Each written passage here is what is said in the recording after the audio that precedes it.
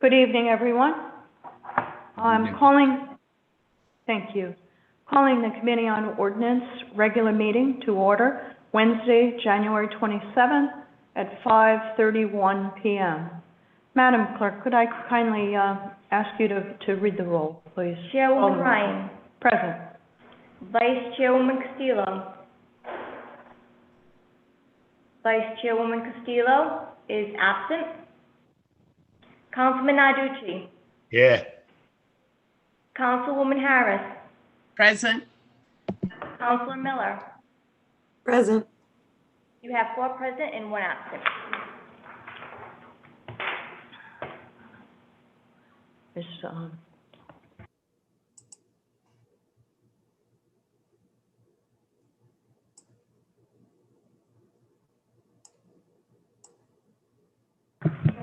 Hi, folks. I'm going to stand at ease until our Vice Chair joins us.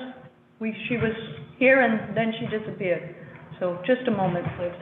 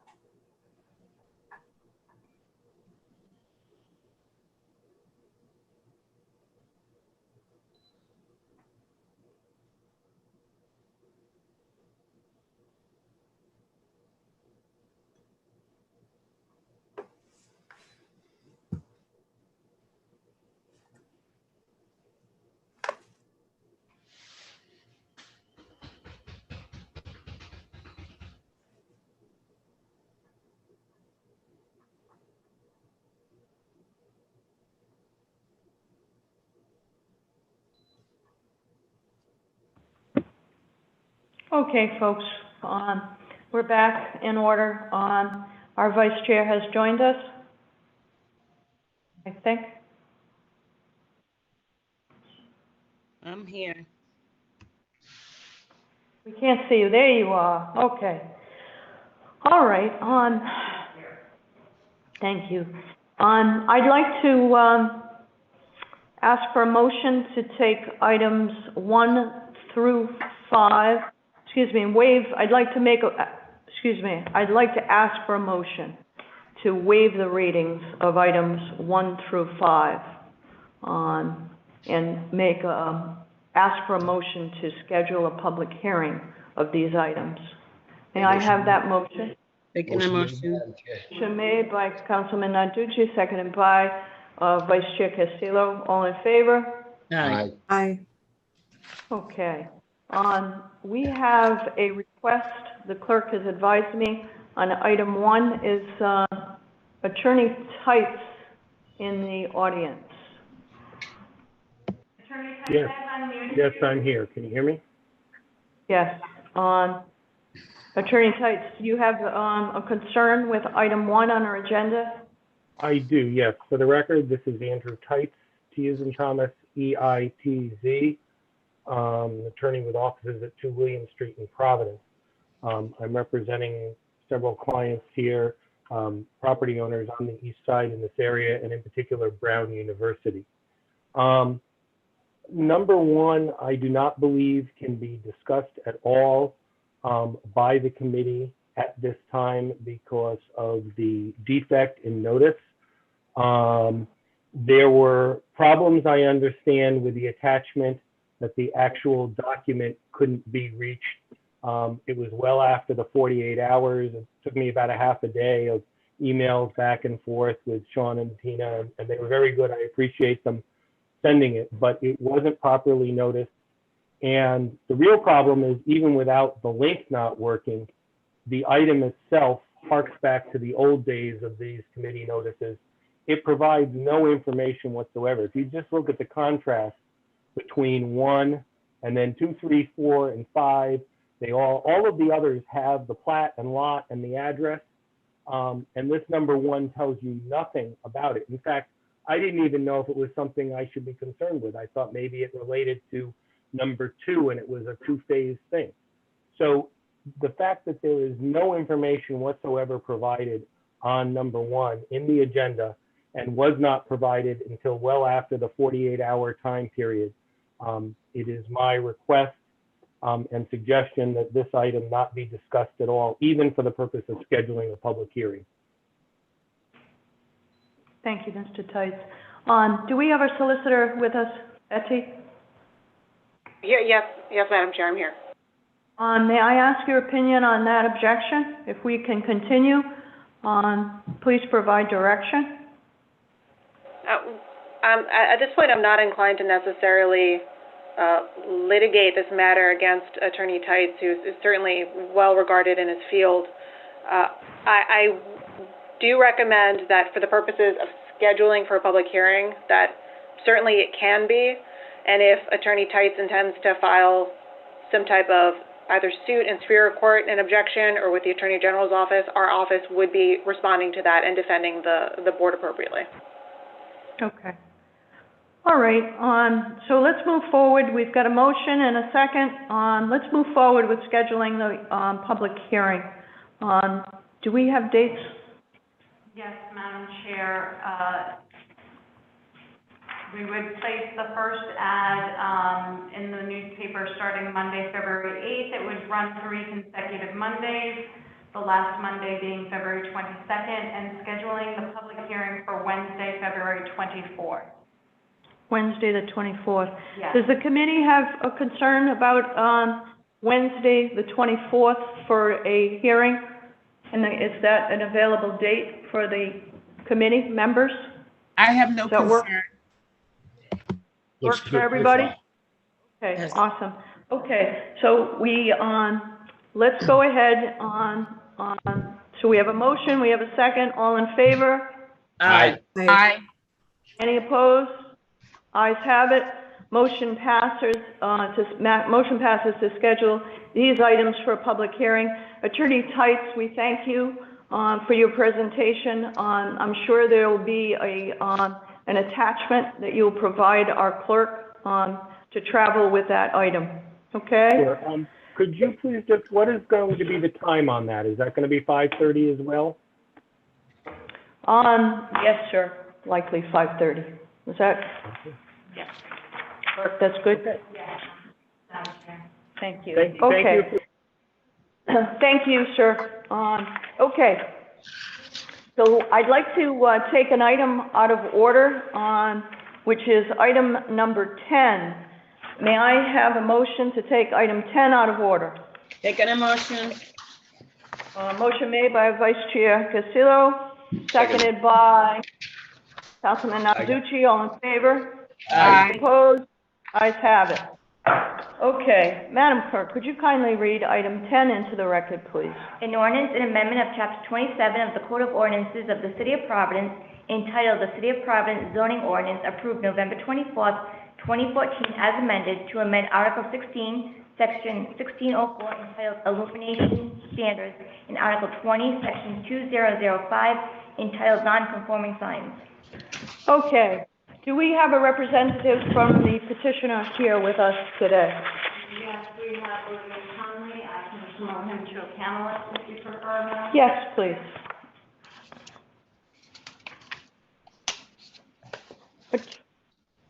Attorney Conley? Are you with us? Attorney Conley, there you are. Madam Chair, thank you. Would you like to give an explanation? I can basically share with the committee that this item was indeed passed out of this committee to the full council for approval. At the sponsor's request, we tabled it. And subsequent to that, there was a motion to return it to committee for further discussion. The petitioner, I'd like to ask if you could just probably remind the committee of what this is all about, what the request is about, and any changes that you might have made since we last approved it or recommended approval. And I understand you have a presentation. I'm fine with showing your presentation.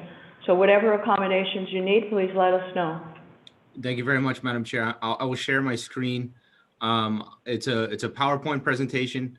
I have an expert from Toronto that will speak regarding the lighting portion of it. I believe he is in this Zoom. When we get to that portion, if we can identify him, to bring him in. I can continue the presentation on my end, though. I'll control the whole thing. I will try to make it brief. At the same time, this has had a good chunk of back and forth, and my client and I believe it's critical that we make sure everyone understands exactly where everything is. The facts are that this ordinance enables us to subsequently apply for a special use permit to convert pre-existing billboards to digital signage. So no new billboards. The pre-existing billboards are highway signs. They're in industrial zones only, and you can't even subsequently get a zone change to acquire that type of zoning in the future. It's industrial zoning as was indicated in the Providence zoning code map of January 1st of 2020, believe it or not. This project's about 4 years old, so that kicks back some time. Each of these locations and signs have already been approved by the Rhode Island Department of Transportation. The Federal Highway Administration has done an exhaustive study on digital signage and has found that they are safe. The Mass Department of Transportation has done a study regarding the safety of digital signage and found that they are safe. They already exist in Rhode Island, including Providence. There is a digital sign on 146 and has been for some time. There have been no complaints about safety issues or other complaints generally regarding that sign. In order to convert, we'll be taking down billboards that exist in neighborhoods. When I say that the signs have already been approved by the Rhode Island Department of Transportation, here is that approval. I've taken the liberty to highlight underneath Director Alvidi's signature, I hereby approve the conversion to digital technology of the outdoor advertising billboards labeled above. Those two highlights are the two locations within the city of Providence that we are proposing to convert. One is on Cadillac Drive and the other is on Route 146. So when I said there's already a digital sign on 146, that's one face of the billboard. We're proposing to convert the other face of the digital billboard. Here's a map of the two locations. They're basically in the perfect opposite ends of the city. One's right on the Cranston line to the south, and the other's all the way up on the top of 146. Here's a view from above of each of those locations. The Home Depot is right here. I think that's everyone's kind of best guide for where we fall on 146. This is an industrial zone. This is you can see right here, this is National Grid substation. This is that industrial area behind the Esek Hopkins Park, which is to the south of this. So it's a ways back. The other location is on Cadillac Drive behind the Good Fortune Supermarket and the National Grid complex. Neither location is anywhere near residential. One of the requirements is that these signage cannot be visible from residential zones. They are not. Here is a sort of a three-dimensional view. If you're headed on 95 South, the Powerball sign is right here.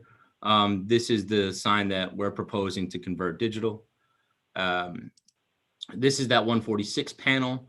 As you can see here, kind of see that that's the illuminated side, I believe, and we're just looking to convert the other side to digital as well. So 2 locations, 3 sign faces.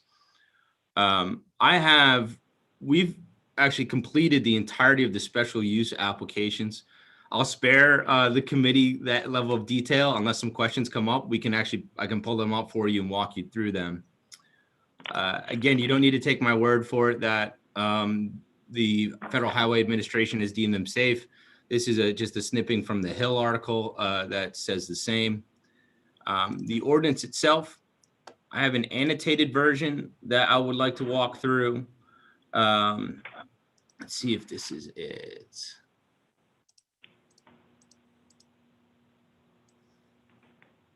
Here we are. This is the clean version. Give me one moment. I'll pop open the annotated version.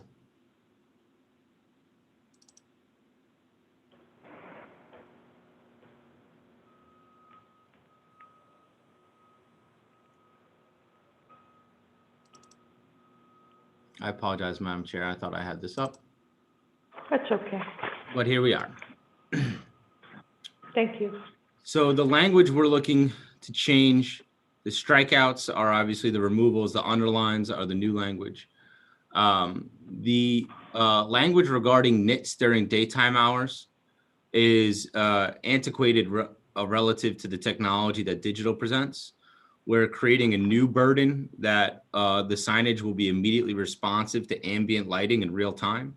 So if it's a cloudy day, the billboards get darker. At night, the billboards automatically get darker. My lighting expert can explain sort of the foot candles and everything like that in a moment. Again, it's a conversion.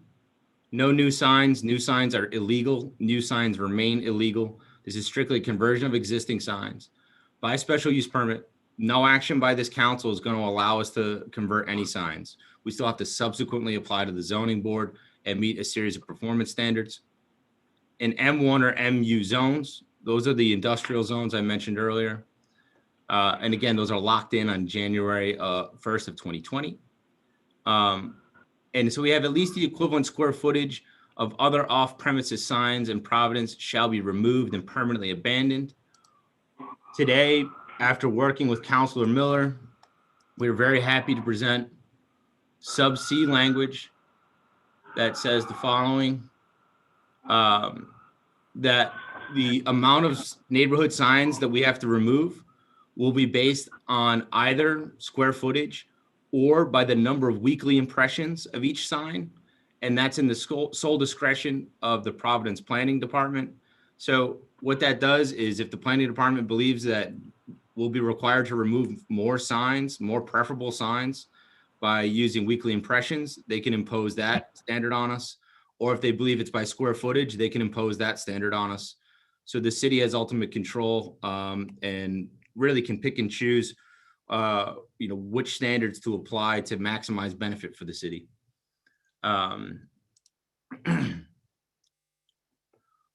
The sign is subject to all applicable city, state, and federal guidelines. That means no flashing, no moving images. It's a 10-second static image followed by a 10-second static image.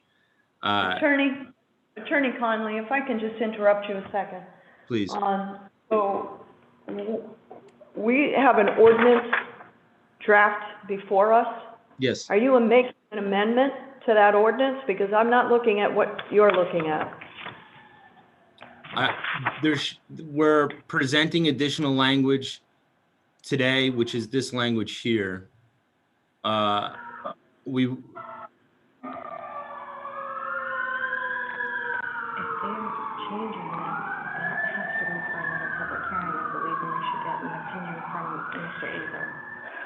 Madam Clerk, could you please state your concern relative to changing the language?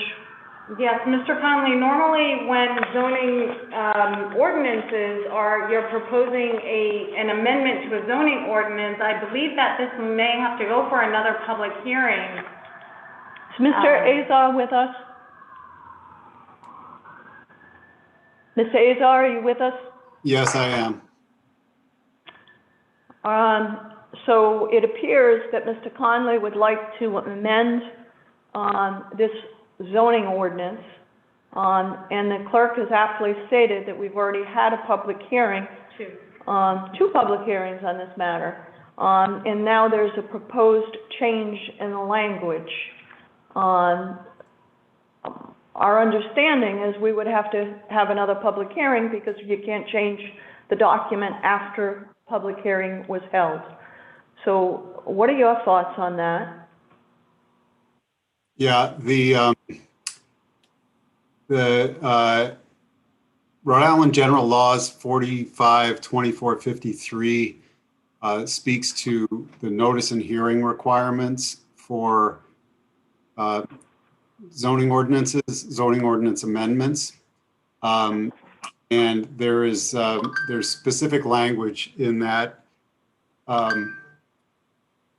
there's specific language in that section that says that the notice of the hearing has to say that an amendment can be changed, but it has to be changed prior to the close of the public hearing. Madam Chair. Okay. Madam Mr. Chair, Conley? it was my understanding that the process of the ordinance committee was a recommendation to the council, which subsequently had a public hearing. That is at least what occurred with this same ordinance earlier on. My anticipation was the recommendation to the council at large, hopefully a favorable recommendation with the change language to be set for the public hearing in front of the council at large, as was our previous experience when we last presented the same ordinance to the council at large. Etty Schwab, our solicitor, are you following this discussion? Certainly as best as I can. I'm not nearly as well versed in zoning matters as Mr. Azar is, or Attorney Conley, or our in-house zoning expert, Attorney Dinnerman. But just hearing Attorney Conley mention briefly, it sounds like Attorney Conley is anticipating that this change will be scheduled for a public hearing. Did I hear that correctly? Yes. Yeah, so to that end, that seems consistent and congruous with the statute as required, which does require a public hearing. It seems like everyone's basically on the same page that this wouldn't be passed out for recommendation. At this point, it'd be voted on for the purposes of sent to, I suppose, the council writ large for a public hearing to be sent, for it to, I suppose, be sent back to you to be scheduled for a public hearing. Okay, so just for everyone's edification, the document that was presented and posted for public consumption is different than what you're presenting now, Attorney Conley. And it's your desire to make these changes. We will need an amendment. Can we amend it?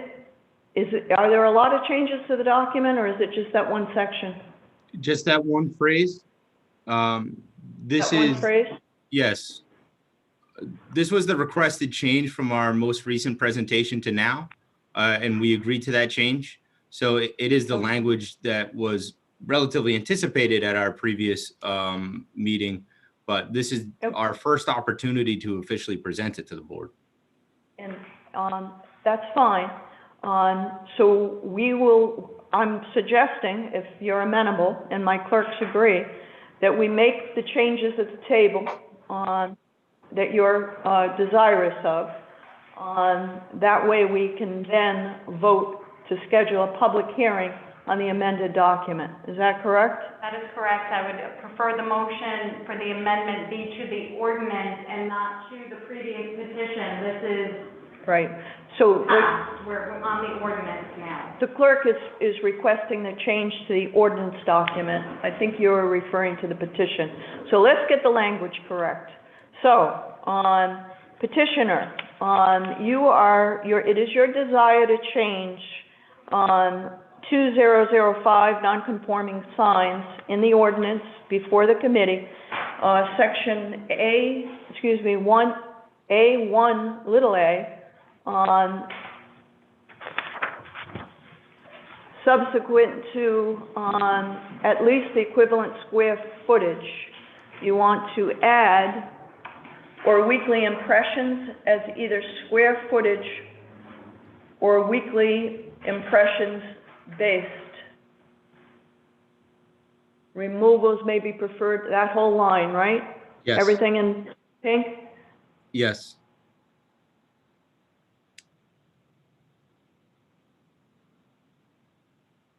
I'm just having trouble picking up. I can't find of other or off-premise. Oh, I see it. Okay. So it's striking the language after footage in the ordinance of other off-premise signs in Providence shall be removed and permanently abandoned prior to the completion of the conversion, and replacing it with the language in on our screen in pink, or weekly impressions as either square footage or weekly impression-based removals may be preferred for the purposes of furthering the goals of the City of Providence Comprehensive Plan. Is that correct? Are That's there any correct. other changes in this ordinance, sir? No, Madam Chair. Okay. May I have a motion to make that amendment? Motion to make the amendment. Second. Okay, motion made by Councilman Narducci, seconded by Vice Chair Castillo. All in favor? Aye. Aye. Any opposed? Further discussion? Ayes have it. Okay, so we now have an amended ordinance in front of us referencing the document or the language that was worked out with our Councilwoman Miller and Attorney Conley, and on behalf of the petitioner. Okay. Okay. Anything else, Mr. Conley? The remainder of my presentation, just to give people an idea of where those industrial zones are, that's that pink and purple areas. As you can see, they follow directly 610, 95 north, 95 south. Those are the only areas in the city that have that industrial zone. Again, you cannot apply for a zone change to qualify. Federal and state law on billboards prevent flashing, moving images. They require that we produce Amber Alerts, FBI supports. Lamar is partnering with the FBI on identifying people who attack the Capitol right now. They can't be within 500 feet of an on or off ramp or 750 feet of a school or park. When you take all of those requirements into place, and you know that you can only use pre-existing billboards, this is a map of the whole city of Providence. Each dot represents a billboard. Magenta dots are illegal to convert digital underneath this proposed ordinance because of one of the items that we just addressed. The only locations that you could possibly theoretically convert to digital are the two locations we spoke about. That's that one panel on 146. There's two panels on Cadillac. This yellow billboard, just for total full disclosure, we believe you wouldn't be able to convert there. There's a small chance that it doesn't fall within 500 feet of an off-ramp, but it does fall within about 20 feet of a gigantic U-Haul building. You can't see it. So it won't be converted to digital because it's just not actually visible from the highway. The following is a map just giving an example of where the neighborhood signs are located that will most likely be taken down. They're spread throughout the city. They're not on highways. They're the sorts of signs that, you know, are in pedestrian access areas and in commercial zones. Mr. Cheng Kwan, I believe, is on this call. If he's able to speak, he can give a presentation regarding the lighting. I know there was a lot of concerns about the brightness of the digital signs relative to the existing signs, and Cheng can explain in detail why there really isn't much of a difference at all in regard to traditional signs versus these digital signs. Thank you. Would the committee like to hear a presentation on lighting? Would the committee like to hear a presentation on lighting? Sure. Okay. Mr. Kwang, what can you share with us? Good evening, Madam Chairwoman. Can you hear me? We can. Great. Good evening, Madam Chairwoman and committee members. I've been invited to just give a brief presentation about lighting and the sort of typical concerns for lighting that any sign ordinance change may want to consider, and to show kind of how that's been addressed or whether it's an issue or not. The two main lighting elements of concern are generally glare or light trespass. And these two images actually show rather exaggerated cases of outdoor lighting as contributing to glare and light trespass. And, you know, as you see, there's not billboards, but typical kind of lighting you use to light the outdoor environment at night. Normally, these kind of considerations are for outdoor lighting only, but we always apply the similar considerations to illuminated signage as well. Go to the next sign there. So in order to kind of discuss this a little bit with a little bit of clarity, we need to talk about the units we use to measure these types of glare and light trespass considerations. For glare, we treat that usually with the measurement of luminance, which is their nits. Which, as you saw, we have it's struck out the old in the ordinance amendment here. Nits is kind of the old way of thinking of about sign brightness, because, and truthfully, it's kind of removed now because it's set to such a standard across the country that it's no longer an issue. So it's kind of antiquated as per Attorney Conley's comments. What nits or that glare is coming from would be the surface density of a light emitting surface, so the brightness on the actual sign face. The question that is generally of concern these days is actually light trespass or illuminance, and that's measured in foot candles or FC. And you can think of that as the amount of light that actually passes through an area. In other words, 1 foot candle is a measurement for the light that actually originates from 1 candle as experienced from 1 foot away. Attorney Conley, if you want to go to the next slide. Here's a little just diagram quickly to show you how those two things work, just for clarity's sake. So the nits is a value. Nits is a measurement we take on the actual face of the digital display itself, and traditionally it's measured with a very expensive instrument, so it's somewhat difficult to enforce. But we do know that the accepted standard of surface brightness, that is 300 nits in kind of current times now, does avoid glare. And importantly, a typical static uplit installation will also reach 300 nits if the bulbs are new. So there's a equivalence between the digital billboard and the static billboard illumination.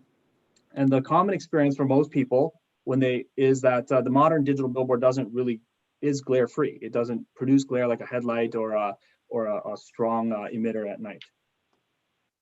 In contrast to that is the foot candle measurement or illuminance.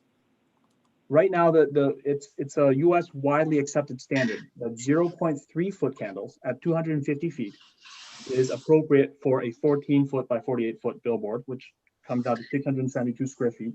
And it's there in the ordinance language there that you'll find the same table.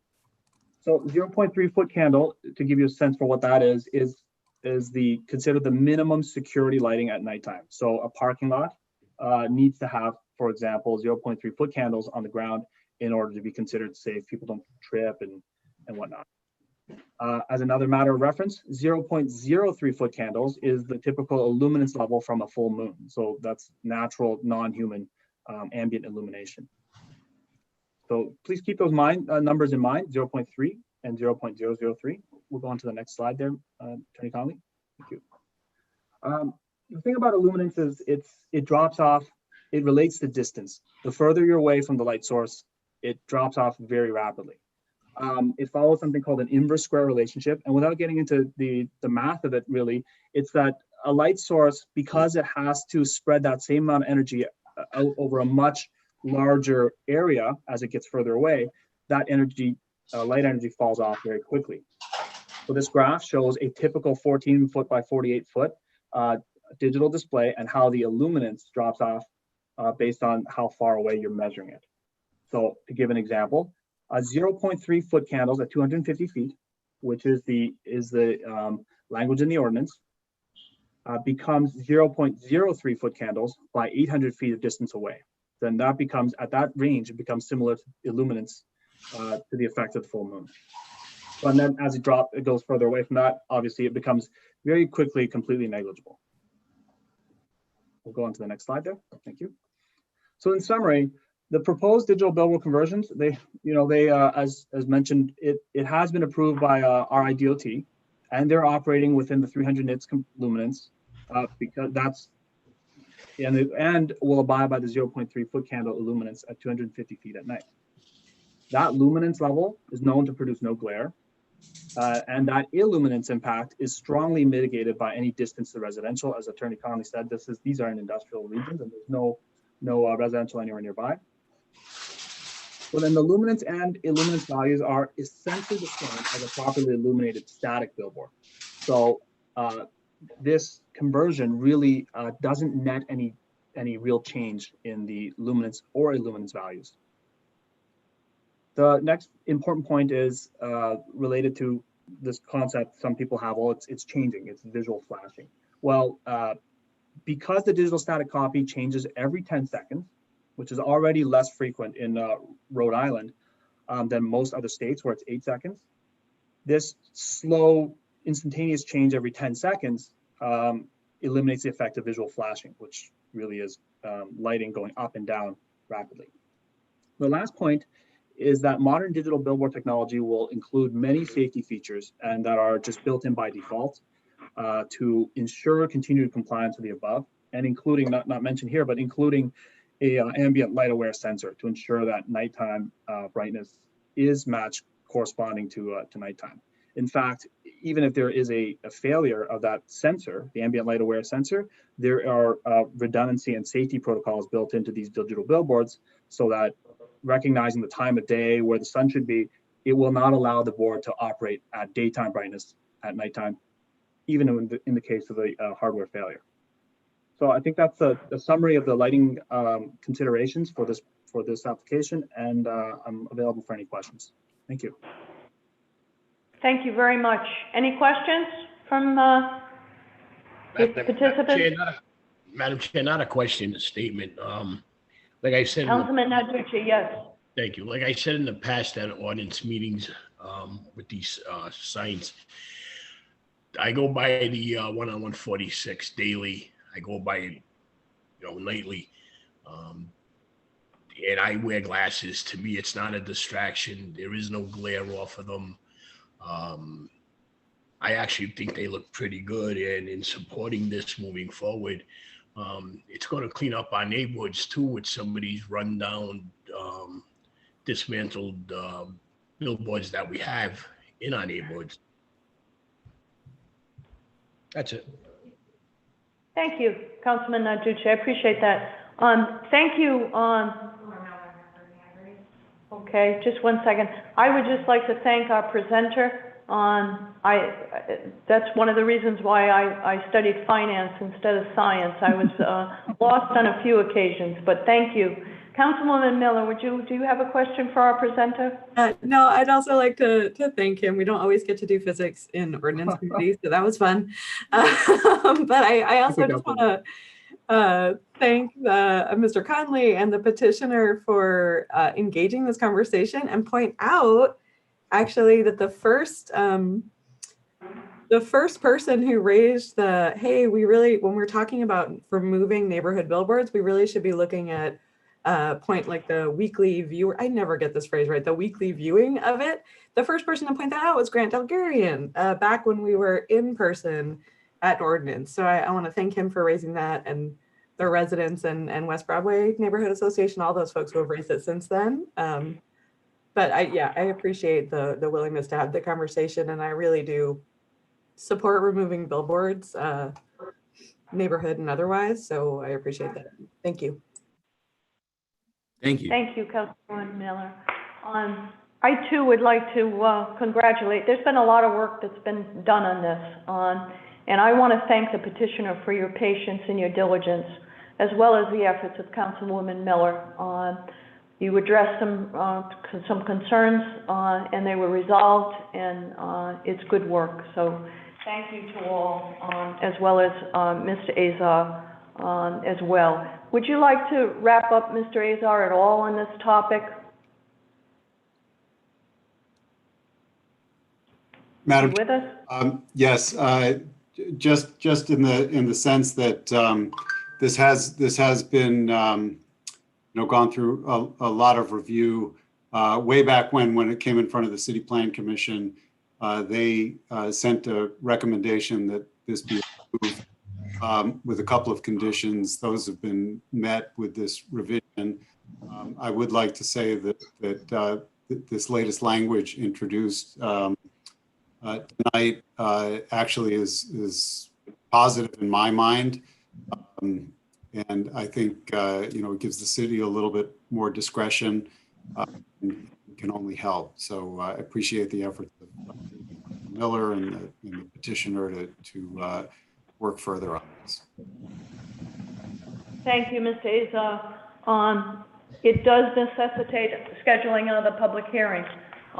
So again, I thank the petitioner for your patience and willingness to work with the City of Providence. So with that, we need a motion, right, to schedule a public hearing. And may I suggest that we schedule, the clerk is suggesting that we schedule this with the other public hearing items that we already scheduled tonight. So may I have a motion to schedule a public hearing for this matter to take up the amendment that was presented this evening?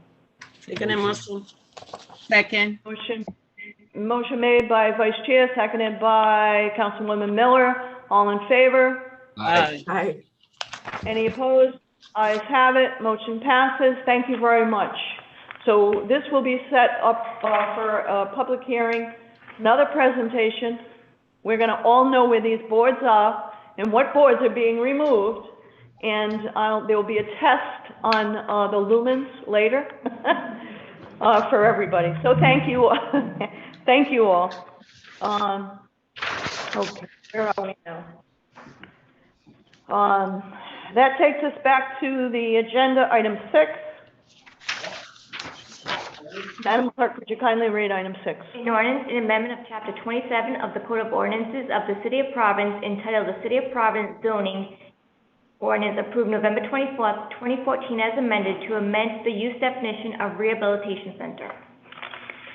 Okay, on this matter, I have been informed we'd like to continue it indefinitely because there's just some language, there's challenges with the language of this ordinance. So may I have a motion to continue this matter indefinitely? Second motion. Motion made by Vice Chair Castillo and seconded by Councilwoman Harris. All in favor? Aye. Aye. Any opposed? Ayes have it. Motion passes. Okay.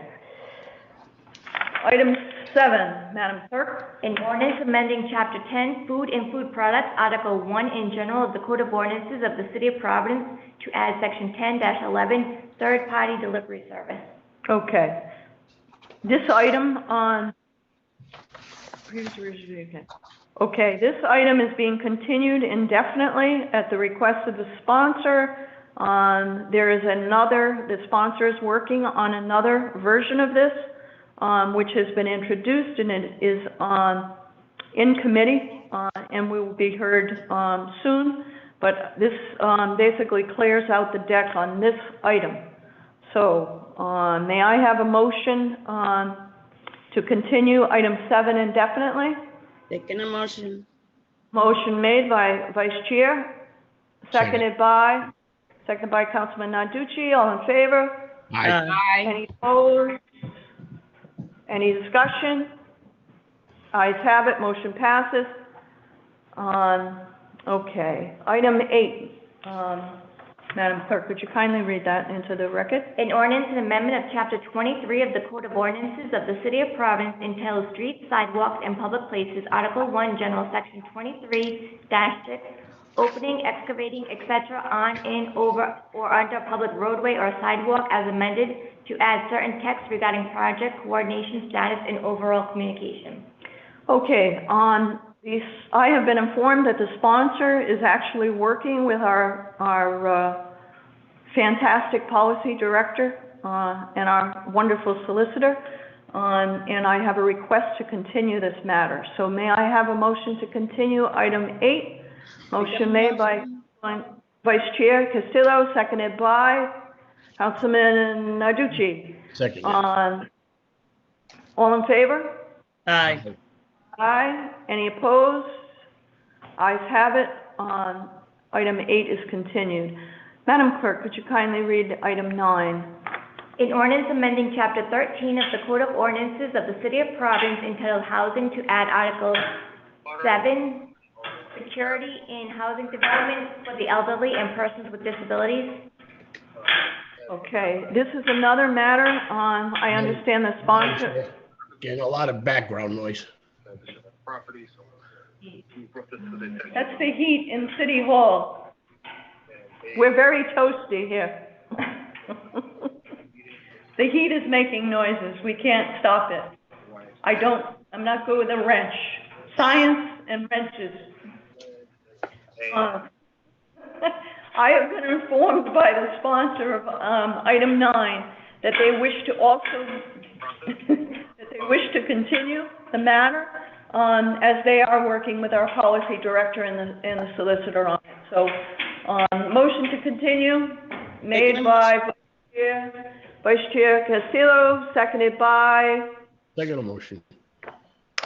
Councilman Narducci. All in favor? Aye. Aye. All opposed? Ayes have it, motion passes.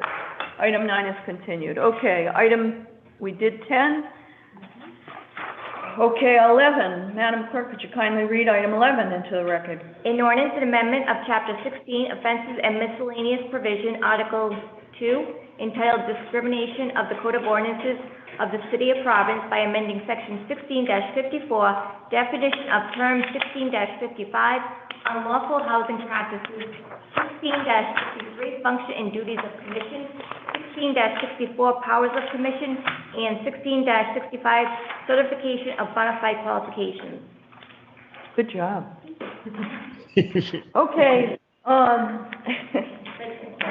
could I ask the sponsor, Councilwoman Miller, the lead sponsor on this, could you talk to us about what you'd like to accomplish here, what you're trying to solve, and what you'd like this committee to do? Happily, thank you, Madam Chair. So just to remind us, what this ordinance does is it says that landlords cannot refuse to rent to a person based on how they're paying, the manner in which they're paying. And so, technically it adds this lawful source of income to Providence's anti-discrimination ordinance. That list already includes race, color, sex, sexual orientation, gender identity expression, marital status, disability, age, country of origin, and religion. And this ordinance, our city's anti-discrimination ordinance already spells out a section on unlawful housing practices. And so by adding in, and that says, right, that if you have an apartment for rent, you can't discriminate based on any of the things I just said. And we would include a lawful source of income to that. And so we're defining lawful source of income in this ordinance as any income that includes child support, alimony, social security, other federal, state, local assistance programs like veterans assistance, and federal housing choice vouchers. So that's Section 8 housing. So I just want to take a minute and go through what this ordinance does and does not do, because I think there's been some conversation over the last several months. So I want to be really clear. First and foremost, it doesn't stop a landlord from vetting applicants in any of the legal ways, right? The references, credit checks, all the stuff that landlords do to make sure that they're finding a good match for their apartment. This does not interfere in any way with that. It doesn't create any new regulations for code compliance. So, we already have a housing code in the city of Providence that spells out pretty clearly, right? Like what are safe and healthy conditions for an apartment that is to be for rent. Unfortunately, this time of year, in fact, just last week, I always get calls from folks who are having problems in the winter. Just last week, I got a call from someone who's, heat doesn't work in any case, and is having problems with their landlord addressing that. So in any case, this doesn't change any of the stuff that says what safe and healthy housing is. In this committee in the past, we've talked a little bit about what the Section 8 process is. And so there is an inspection related to using a Section 8 voucher on the property. But that inspector is just looking at any item that's already enshrined in city law that relates to any landlord. The only difference here is that there's an inspector. again, these are just like safe and healthy conditions for any apartment for rent. So this next one, I want to say it doesn't create like a floor or a ceiling for rent. And I think that someone from the Providence Housing Authority is here, so they can clarify if folks have questions. But I just want to be clear on this. So if you have an apartment for rent, and someone with a housing voucher, is an applicant for that apartment, one, your apartment already has to be offered in like the fair market range. And two, the Providence Housing Authority is required to review that rent request to ensure that it's a reasonable request, so that, it's not like above and beyond one fair market, it's not above and beyond the neighborhood. So I imagine that if you were renting an apartment for years for like $900, that you couldn't then raise the rent because you had a Section 8 voucher applicant, right? That what the PHA does is they review these requests. And to be clear, in a 2-bedroom apartment right now with utilities, so that's heat and electric included, the maximum in the city of Providence outside of the east side, the maximum reimbursement is $1,143. So that's a 2-bedroom, heat and electric included. And then this fourth thing of like the do and the don't is that it does not include, it doesn't cover owner occupied homes. So if I have a triple decker and I live on a floor of it, I am exempt from the portion around lawful source of income, primarily because of Supreme Court decisions well beyond our capacity. But it's important to note that this excludes those folks. So to speak to like why we're doing this, why this has come up, there's two really big things to think about. One, there's clearly a stigma associated with public assistance. And I think it's time that we do anything that we can do to remove that stigma, remove that barrier for families who are in a vulnerable position. So since I introduced this back in 2019, there were, I've heard from landlords who, unfortunately more than one, who have said to me, look, I don't want to have to be forced to rent to those people. And, I'm not saying that's a majority opinion. I'm saying that when we are talking about legislating around discrimination, I think we're not talking about legislating around the majority.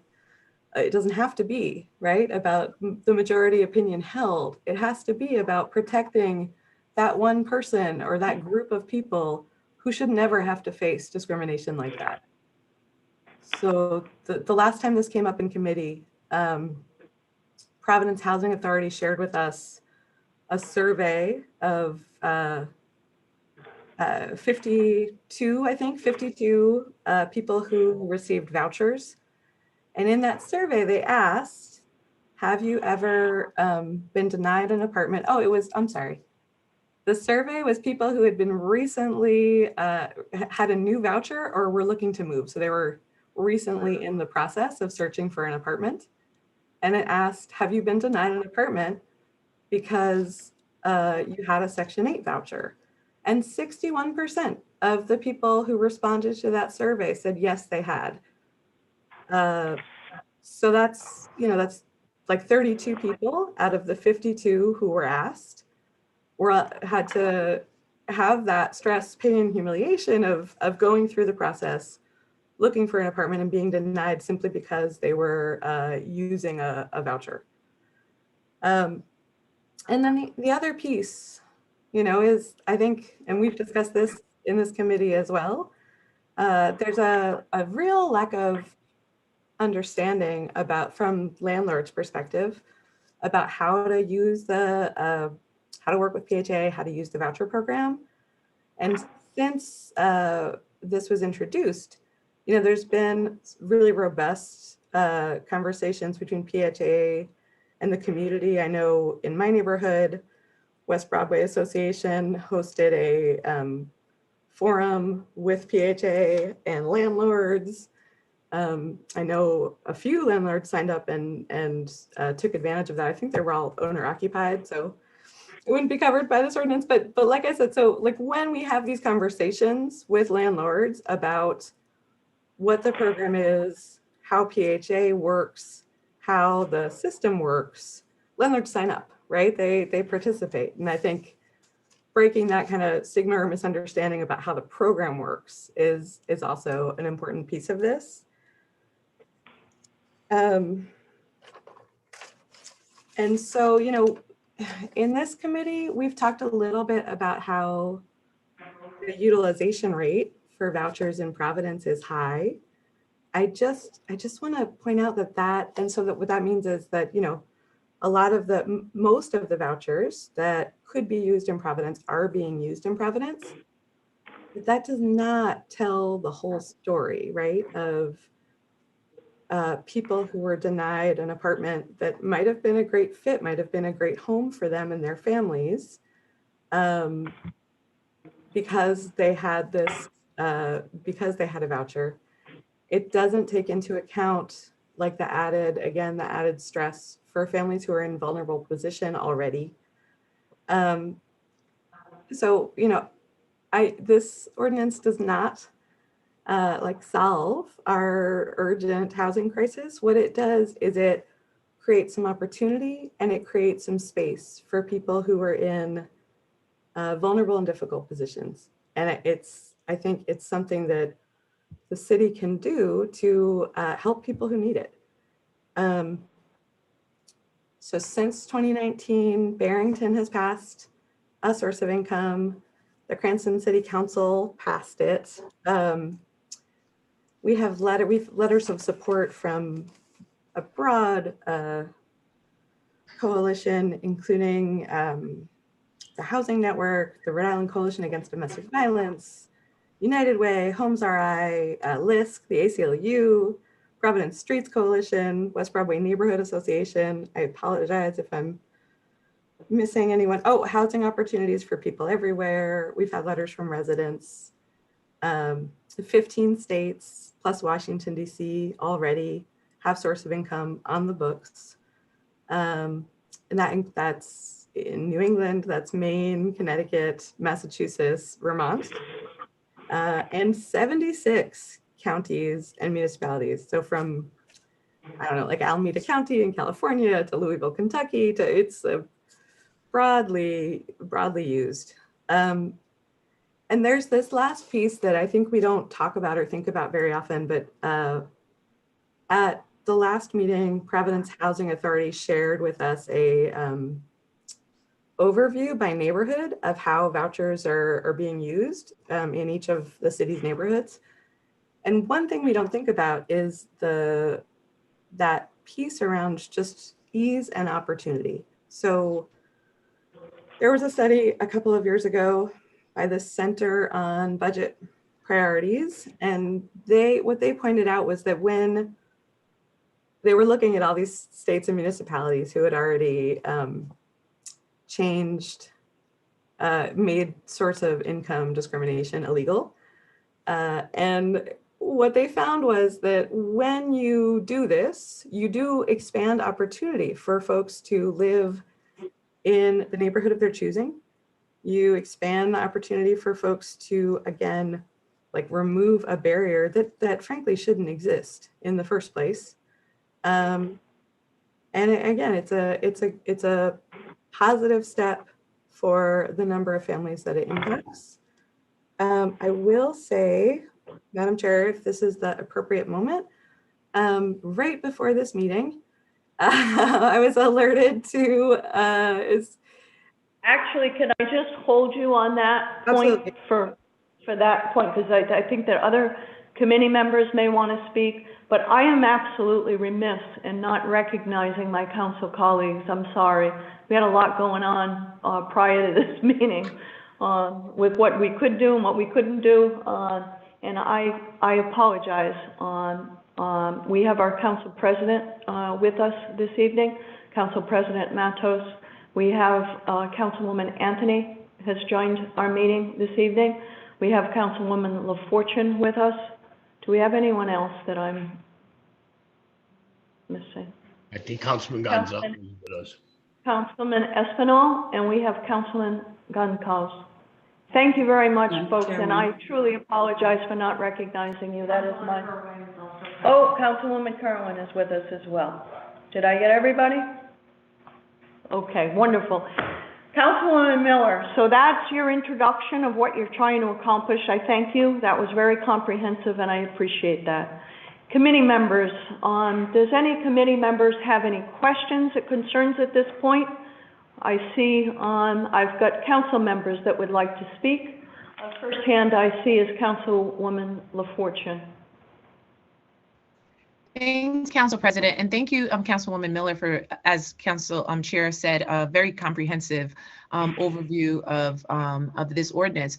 I just wanted to add that, you know, I hope people don't assume that this is something that is being forced, because remember, there is a process for any landlord to register to actually rent out to anyone who may hold a voucher, and there's like protocols that must be met in order to do so.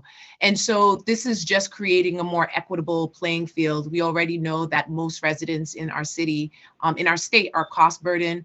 We have low housing stock, so there isn't enough housing opportunities.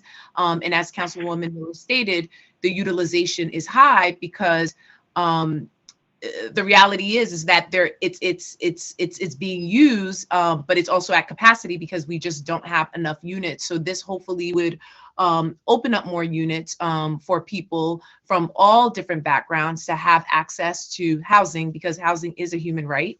And it creates a more equitable approach to housing for our community. So I just wanted to add that, and I do hope that you know, we continue to listen to people within the community who's advocating for this, and we're seeing other municipalities, as Council Miller listed, are doing it. And when you live in a city that's so diverse, and again, where most residents are cost burdened, there is data that shows there's a need for this. And so if there is a need for us to make access, housing more accessible, then we should implement policies to address it, or to resolve this issue. So thank you, Chair, for allowing us to talk about this issue. And thank you, Councilwoman Miller and everyone else who've been advocating. Thank you. Madam Chair, if I may, please. Councilman Narducci, absolutely. Thank you. If I'm not mistaken, the federal government already has this discrimination policy in effect, to where if anybody feels they've been discriminated against, can report it. What is going to be our authority over the federal government process already through the Section 8 vouchers? Can Councilwoman Miller fill me in, or can the city solicitor? I'd be happy to. Councilwoman Miller? Yeah, thank you. Councilwoman Miller? Thank you. Thank you, Chair. Thank you, Councilman. So source of income is not protected by our federal fair housing law. It's not on the list. So, you know, similar to how it's not on the list for the city of Providence yet, it's not on the list in federal law either. Okay, because I thought there was something about with the Section 8 vouchers itself. No. I think, if I might, and we have Mr. Asen, I believe. I don't know if the Executive Director of Providence Housing is with us. Do we have? We have Mr. Asen. I can promote him to a panelist if you prefer. Okay, we can pull him in, and there's other people that would like to speak, but from what I understand, in the program guidelines, the administrator of the program has to guard the program against discrimination of any type, of any form. As an administrator of the program, that's their requirement. But let's hear from Mr. Asen. I don't administer the program. Perhaps he can give us a better explanation. Mr. Asen?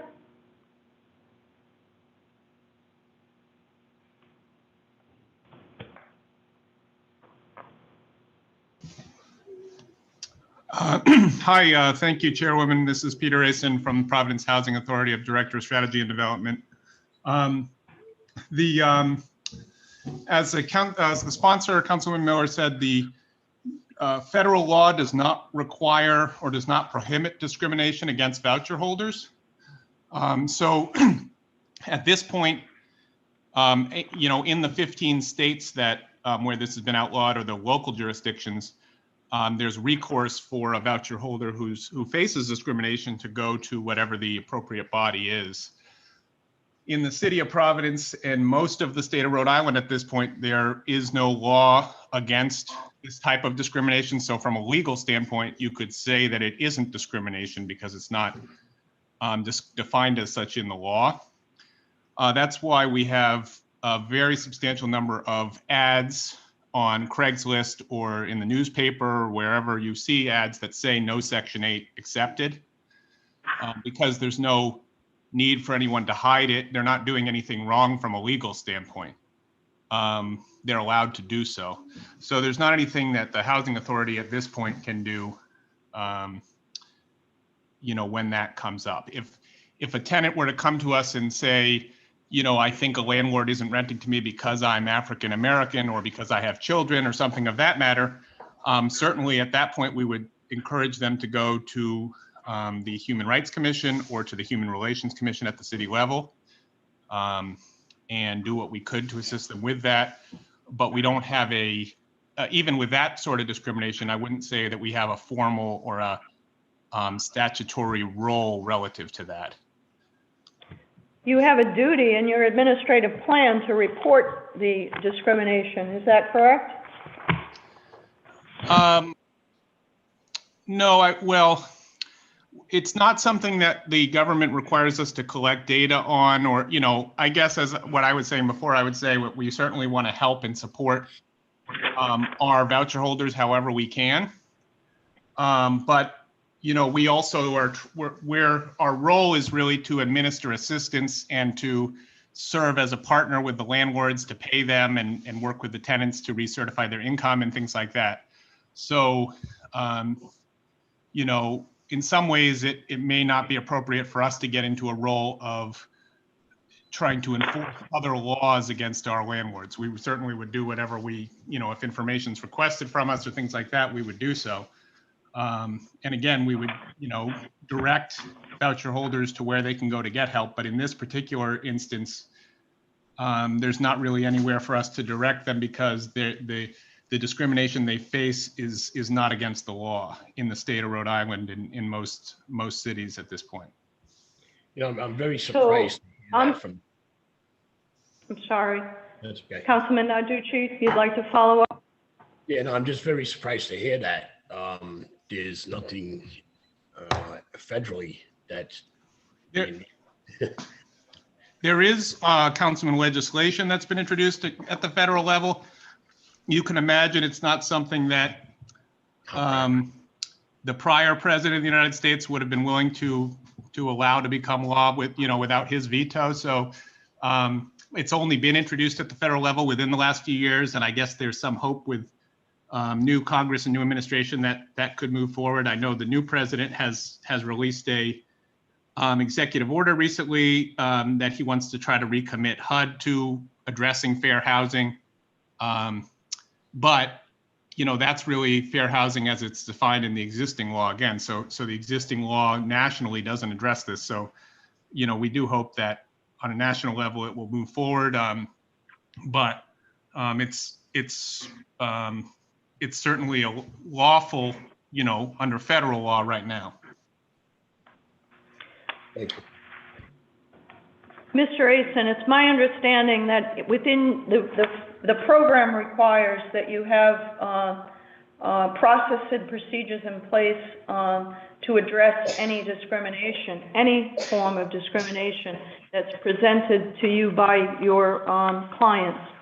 And it also, your own guidelines or your own plan, which we received and was reviewed last time you folks came before us, had a process that was expressed in there that you needed to report any filings through your HUD office. And I guess I wanted to ask you, and I asked you in a letter form, which I actually have in front of me that I want to add as exhibits. So before you answer that question, I'm going to ask the committee if we can just add some letters, a package of documents that I have received. We're going to add to this item. Two of them, one is from me to Melissa Sanzaro, dated March 4th, basically on this very topic. Basically asking for any reports of discrimination that were escalated. Mr. Asen sent me an email in response. I haven't heard from Ms. Sanzaro, and we haven't received any data. I also sent a letter, the same letter, to Ms. Greer in the HUD field office, wherein I asked the same thing. Had any reports of discrimination been reported up through them to report those numbers for the past 5 years? No response on both of those letters.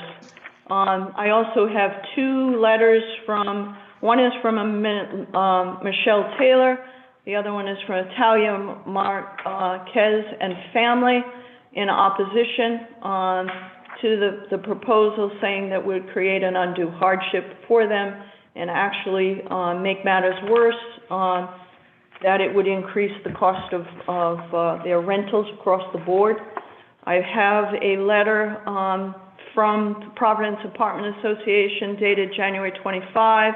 It's actually a lengthy letter, which I don't think we should go into. Perhaps we can bring it up later, but they're basically urging us to reject the legislation. While well-intentioned, it has unintended consequences for the vast majority of Providence renters. So they're expressing a burden from this. That's the package of documents that I've received subsequent to our last meeting on topic. They should need to be added to the matter. Two other records. Two other letters? Two other letters in support. Okay, I have two letters. One is opposing. Both of them opposed. I'm looking at the two letters. Okay, may I have a motion to add these items into the item, attach these to the item as an exhibit package A? Motion made by Vice Chair Castillo, seconded by Councilman Narducci. All in favor? Aye. Any opposed? Ayes have it. Okay, so these packets are added and will carry forward with the item. All right, so that's I was looking for that information, Mr. Asen, or this committee left off looking for that information. So, past 5 years, what types of discrimination filings have there been? Can you share that data with us? I think that it may be a misunderstanding of what the role of our agency is. I think that probably the best agency to get this type of information from would be the Human Rights Commission, which has jurisdiction for those matters. You know, the problem is when it comes to the source of income, as I mentioned, it's not against the law. So, you know, if someone came and said, I think I'm being discriminated against because I wear glasses, you know, there's no law against it, so I don't know what we're supposed to do. It's, you know, it's not a protected class at this point in time. If we were to try to make a record of every time a tenant has told us that a landlord refuses to take Section 8, we would be coming back to you with thousands and thousands of records, because it's kind of the everyday experience of the vast majority of our voucher holders. So it's not, you know, at this point, and then there's a good amount of information that's been collected and shared with the committee relative to studies that have looked at both advertisements, as I mentioned, and also people who have called landlords pretending to be tenants to see, in the cases of ads where the issue is not mentioned, many of those landlords, before they hear anything from the tenant further about them, that could be another basis to reject someone or accept someone, basically say on the phone, no, we don't take Section 8.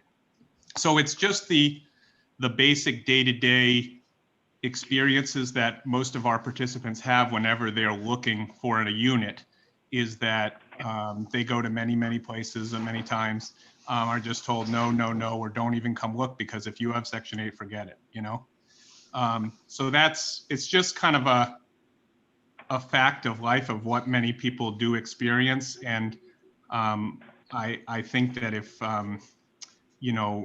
speaking to people who are part of the Section 8 program, I think could help illuminate that, for members of the committee who haven't heard about that kind of dynamic in the past.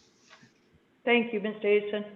Thank Madam you. Mr. Chair. Narducci, are you satisfied with that explanation? Are you okay with that explanation, or you have further questions?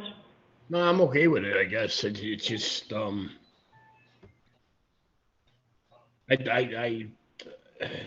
mean, to look at both sides of it is, number one, nobody should be discriminated against. I agree 100%. But on the same hand, if Nick Narducci rents to someone on Section 8, and then all of a sudden there's issues, we all know how hard it is to get somebody out of a unit that's on Section 8. A lot harder than it is to get a regular renter out of a unit. Me personally, I just think further conversations on this particular matter would help clarify a lot of things. Okay. Well, we're going to have more conversation here. Council Deputy Majority Leader Harris, you want to ask a question? Yes, I wanted to ask while Mr. Asen was still still present with us. I wanted to ask a question about, if we know that some of these things are a problem and we have an opportunity to be a gap for that, have you been collecting the names of those landlords that people are coming back and telling you, and looking for opportunities to take that, what I hear Councilman Miller explain as the stigma of the Section 8 away? I think a lot of times we can do a little bit more on making sure that people are not just listening and believing what they hear. Like, all people who wear a bandana is in a gang, whatever the case may be. We have to really dig deep in some of these things sometimes. So I'm just trying to figure out, have you in your position began to collect some of these names and try to figure out how that program can be introduced? Because really, I'm gonna bring up one more thing that Councilwoman LaFortune said, which is really important. If this law is not being enforced on people, I think it's very important that even that information should be made very clear, to a landlord. Look, I'm not trying to bully you into this. This is, something that is not only probably you're going to end up with a good tenant if you take a chance at it, but I'm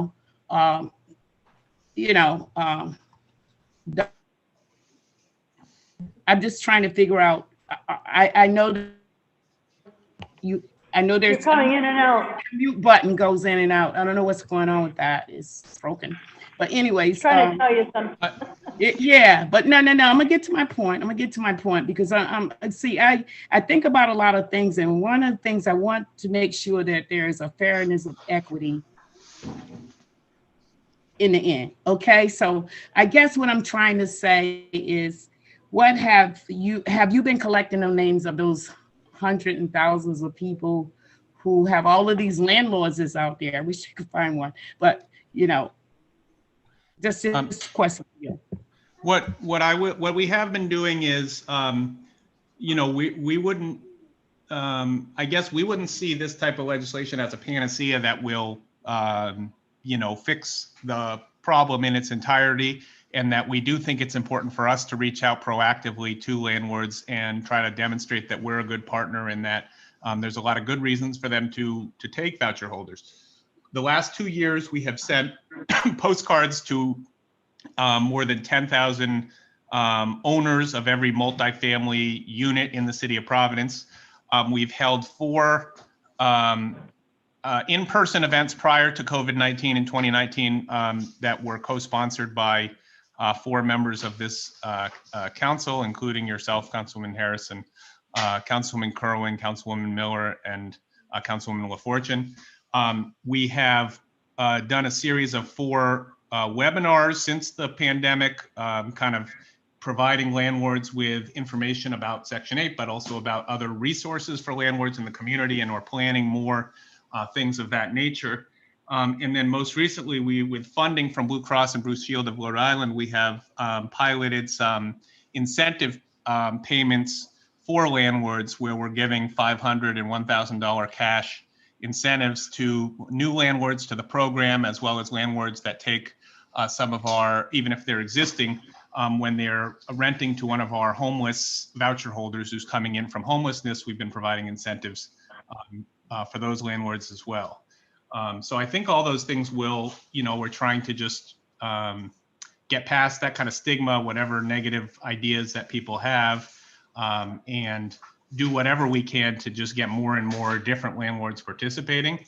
I think in terms of the question or the mentioned idea of forcing people, I think it is important to kind of point out my understanding with this is it wouldn't require any landlord to rent to any tenant. It would only require that you can't refuse to rent to a tenant because of their voucher. So the same way that you can't currently refuse to rent to a tenant because of their race. But I think what the unfortunate thing is, in a way, that the ability to refuse to rent to someone based on a voucher can be potentially a different way of kind of getting at, renting to certain people based on demographics, both race as well as, of course, most of our voucher holders are extremely low income. But at the same time, they have the voucher, which will really help them be able to pay and make sure the landlord is going to get paid consistently on time. Thank you. Okay, we've got some folks that I see, Councilwoman Anthony has her hand up. And I'm sorry, Councilwoman Miller, do you want to yield to either committee member, council member? I just Who had wants to go first? a brief process question, Madam Chair. Please, Councilwoman Miller. In my email, I have about 10 letters of support that also went to the clerk's office and I believe to other members of the committee. I just want to make sure that I don't have not being in the room with you, I don't know what we approved as a part of the record for tonight. So I just want to make sure that those letters that went to the clerk's office in advance of tonight are also on the record for this evening's meeting. We've got a number of letters that are in here. Madam Chair, I did not receive any letters. Did they go to the clerk? They went to, let's see, it looks like city clerk at providenceri.gov.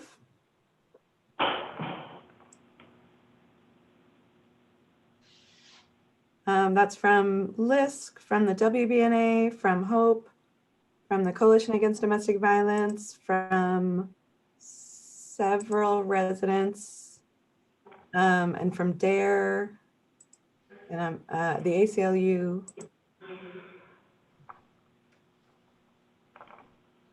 Madam Clerk, I see these emails now. It's not an email site that I check, it's the city clerk's email site.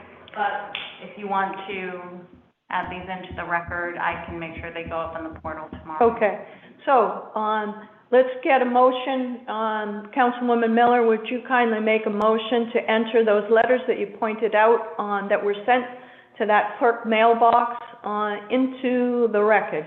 So moved. Second by Second. Councilwoman Harris. All in favor? Aye. Any opposed? Madam Ayes Chair. have it. Madam Yes, Chair, Councilman. just a quick question. Because again, it's gonna be kind of baffled. If there's no federal law, and if Rhode Island has no law, with us putting this into effect, just what kind of authority are we going to have to be able to enforce it? Thank you. That's a really good question. And I'm going to start by saying that this source of income ordinance was created over 30 years ago. It was initially created when there was challenges with the voucher program that was created back in the mid-70s, late 70s. And it was created when housing agencies had a problem with utilization and also making good, safe housing available for low-income families. That's why it began. That's the history of it. It started in Massachusetts, as a matter of fact, and it's come a long way. Not a lot of states have adopted it, municipalities, until just recently, back in 2018.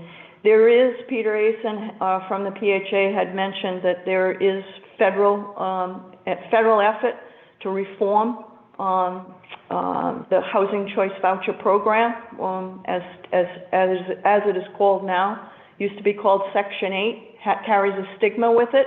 Everybody's talked about that. We heard about that in testimony last time we met. And the name change, as well as the source of income ordinance, has been an effort to remove the stigma associated with this program. I think that all of the studies that I've read indicate that the best mechanism for removing the stigma is education instead of intimidation. So that's why we've seen, and I think that is something we talked about in the last time we met before this crazy pandemic hit us, and we haven't been able to meet face to face. But education is a key component to it. The reality is these are portable vouchers so that they can move with the family. They're not just for Providence, as Councilwoman Miller said. People can take their voucher and go to another city, another state, and I think it would help everybody if the federal government provided clear guidance. But it is a federal program, and as any federal program, there's challenges with administration. So that's my kind of summary of it. But is the policy director able to offer any guidance or clarity relative to the legality in answer to Councilman Narducci's question directly? Certainly, Madam Chair. I hope you can hear me all right. So to the councilman's point, when it comes to enforcement, I think it is important just to note that the way this ordinance is written, it's not incumbent on the city to go out and police these matters. It is providing a right of action for a tenant who feels that they have been discriminated against on the basis of their income as a means for them not to have obtained the unit. They would then be provided with the right of action to go to the courts, and it would be up to the courts to make that determination as to whether or not the discrimination took place and what remedy that individual would then obtain. So it is not the city's enforcement action, it is the city laying out the expectations as to what we deem to be discriminatory behavior. And so you are correct. If discrimination at the federal level does not define this activity as illegal. However, that does not preclude us from providing our own determination at the city level as to what we deem to be discriminatory in the city of Providence. Thank you, Sean. Yes. What is being done, Sean, at the state level on this topic? Certainly. So, and how will that impact our ordinance? Absolutely. And Councilman Miller can kind of fill in anything that I miss, but this is not a unique issue to Providence. You are correct. The state has seen a very similar version of this come up several times as a state bill to define discrimination as also including a lawful source of income. That bill has been before the General Assembly a few times now. It was before the Assembly last year. My understanding is it has not been submitted yet for this legislative cycle. However, the intent is that it, and Councilman Miller can attest, it will be reintroduced. And should that pass at the state level, as is the case with most state legislation of this kind, it's very likely that that will preclude the field, if you will, and it would override any existing local definitions by setting out this is what discrimination is throughout the state of Rhode Island, and this is how it will be enforced. And so to the chair's point, it's always better to have guidance from the top. And when that, if and when that would take place at the state level, it would provide much greater clarity and preclude likely this ordinance from being enforced. But until that happens, this would be the law of the land for Providence, should we determine that we would like to pass this. Thank you. Okay, I have Councilwoman Anthony, who has been very, very patient, but I also see Councilwoman Kerwin. I see Council President. Councilwoman Anthony, your hand went up first, so I'm going to yield to you. Thank you. Thank you so much, Ms. Chairman. I just want to just remind everyone that we had a very, very good hearing on this before COVID. We had representatives from the Landlords Association. We had many people speaking in support. I mean, I think we've had a lot of conversation, but I think the bottom line is, I think we have a duty as city council people to protect the residents of Providence. And so we have to keep in mind that the renters who receive these vouchers are most likely low-income elderly or disabled individuals, families with children, people of color, and source of income discrimination exacerbates their existing vulnerabilities. I think it's incumbent, there's research that clearly shows that the discrimination exists. It's a factor in limiting these people's housing choices. I mean, do we really need to hear any more? We can't wait, I don't think, to wait for the federal government to pass their bill or the state government to pass their bill. We need to take the action, I think, at the local level to make sure these people are not discriminated against. They're already having trouble. And I think discriminating against them based on the fact that they need vouchers to pay their rent is just fundamentally wrong.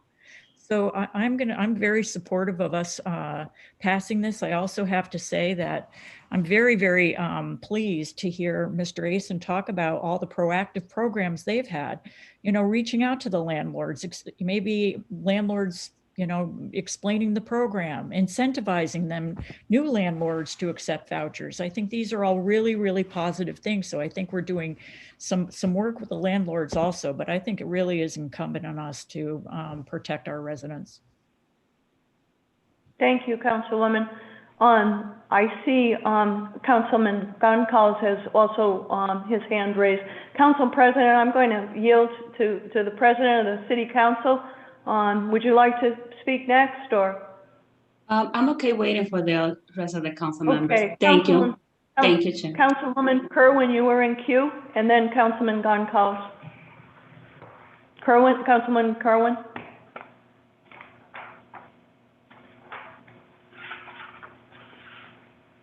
We can't hear you. There's a lag, so it takes a minute. Can you hear me now? You can. Loud and clear. Right. Thank you. Thank you, Chairwoman, and thank you, members of the committee, and particularly Councilman Miller, who's been, working really hard on this and keeping this alive. Personally, I think that this is a really, really strong policy.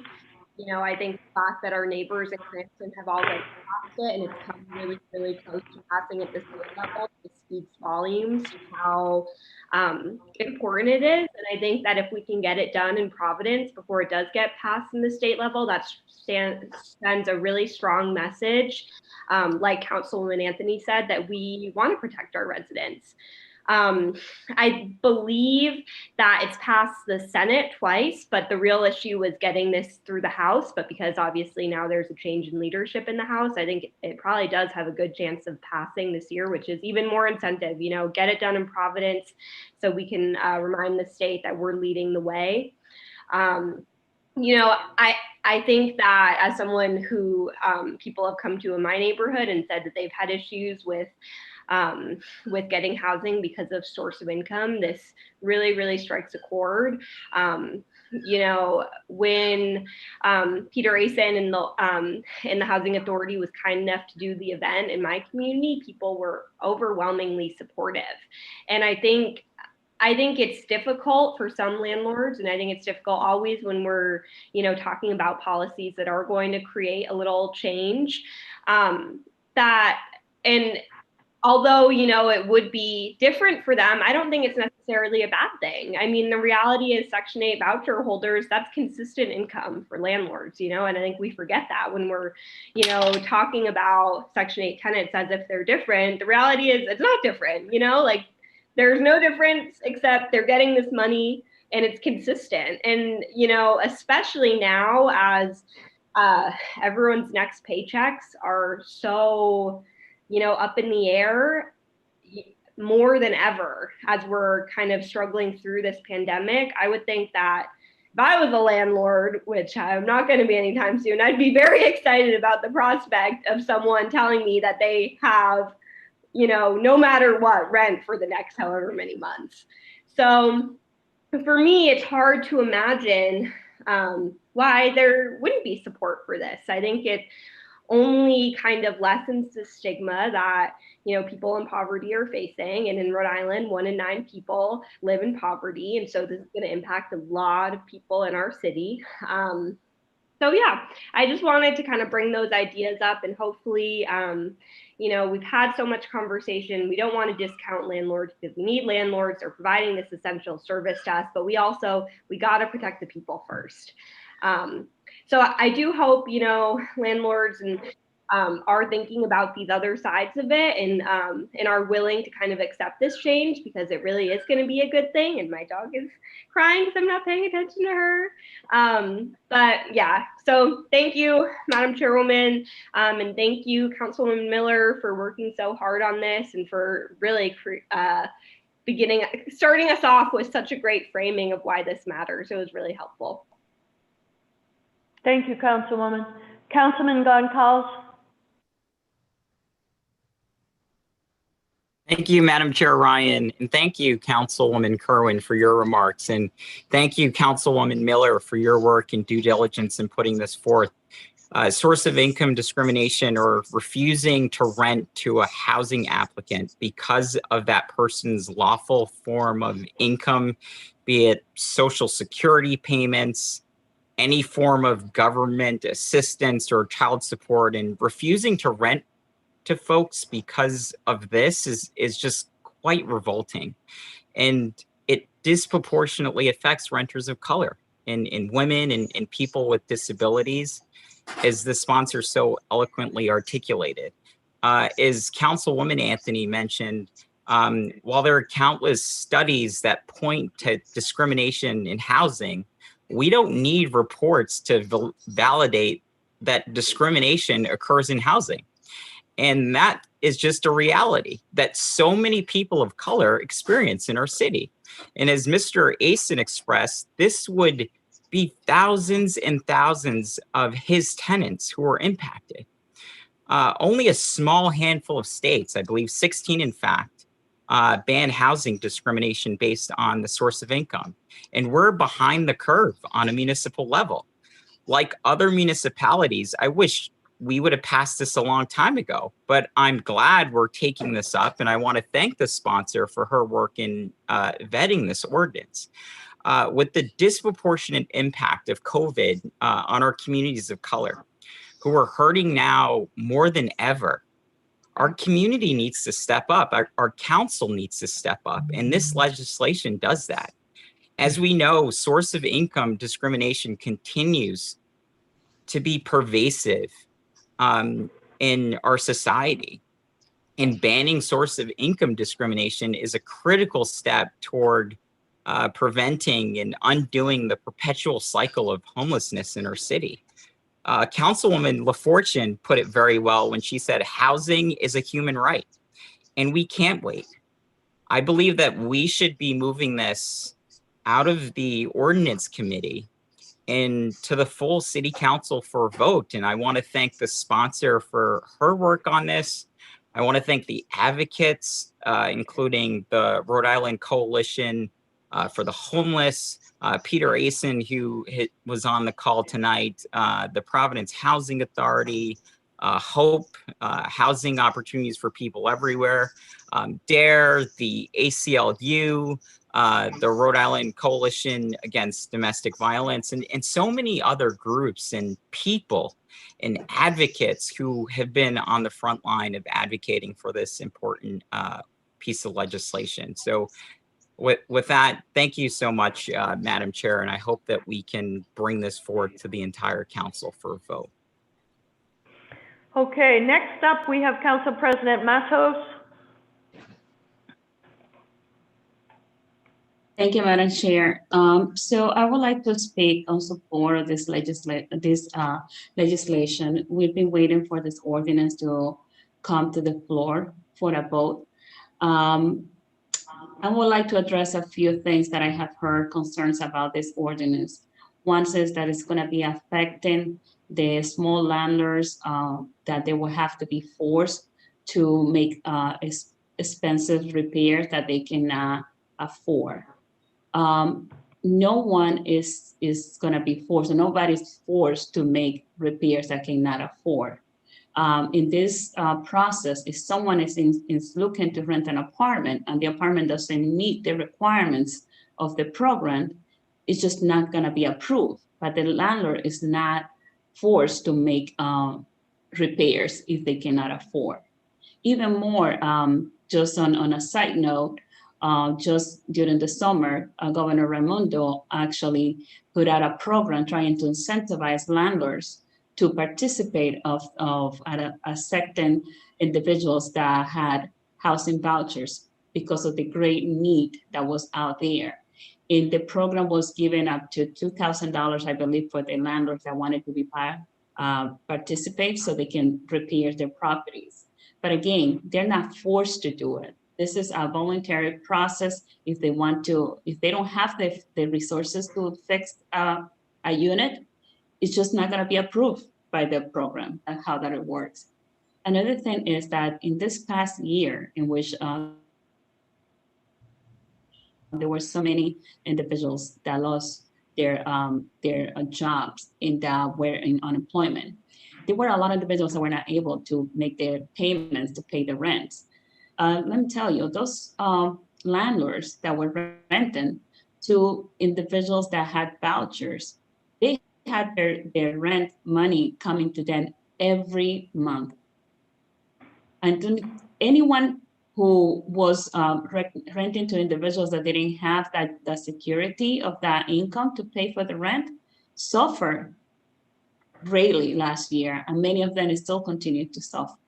So I think that actually, especially for the small landlords, this would have been a benefit to have rented to someone that has a voucher, especially in this situation that we were in last year and that we still are.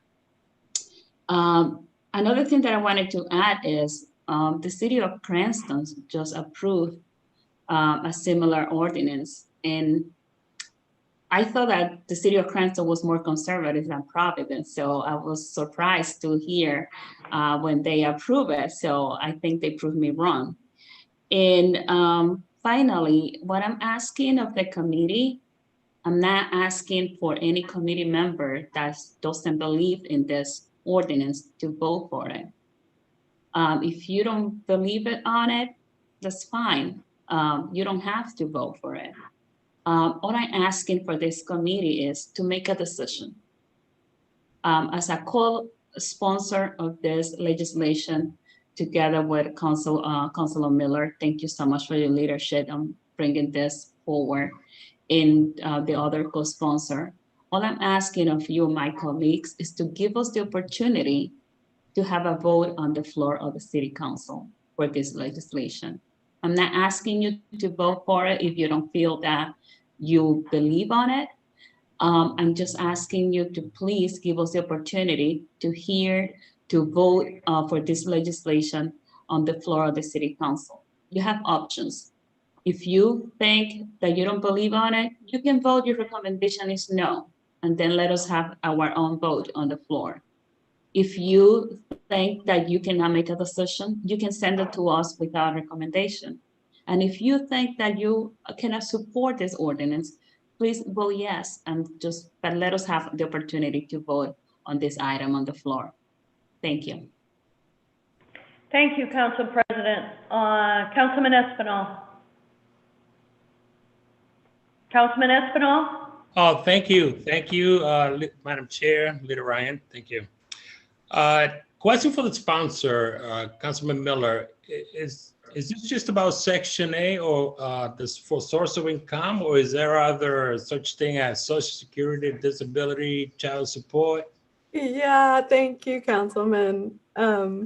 So I did mention this at the beginning, but yes, any lawful, so child support, alimony, SSI, Social Security, veterans assistance, some forms of disability. Yeah, there's a long list of, thank you, Councilman. So much, because it seems that we're all centered around Section 8. So it's become more like the source of income as a source of Section 8 legislation, which is not. It's just one of the components. And I'll remind you that Providence is a minority-majority city. So the majority of those people on Section 8 are minority. They tend to be poor, that they need this. So I'm surprised to hear so many letters of support that are trying to so eloquently justify denying an opportunity for housing to the people of Providence, to contribute to homelessness, and to eloquently justifying discrimination, because denying a family, especially in the middle of a pandemic, the opportunity to have a home, it's beyond me, it's beyond comprehension, it's perhaps even beyond discrimination. There are a lot of misconceptions about the Section 8 program.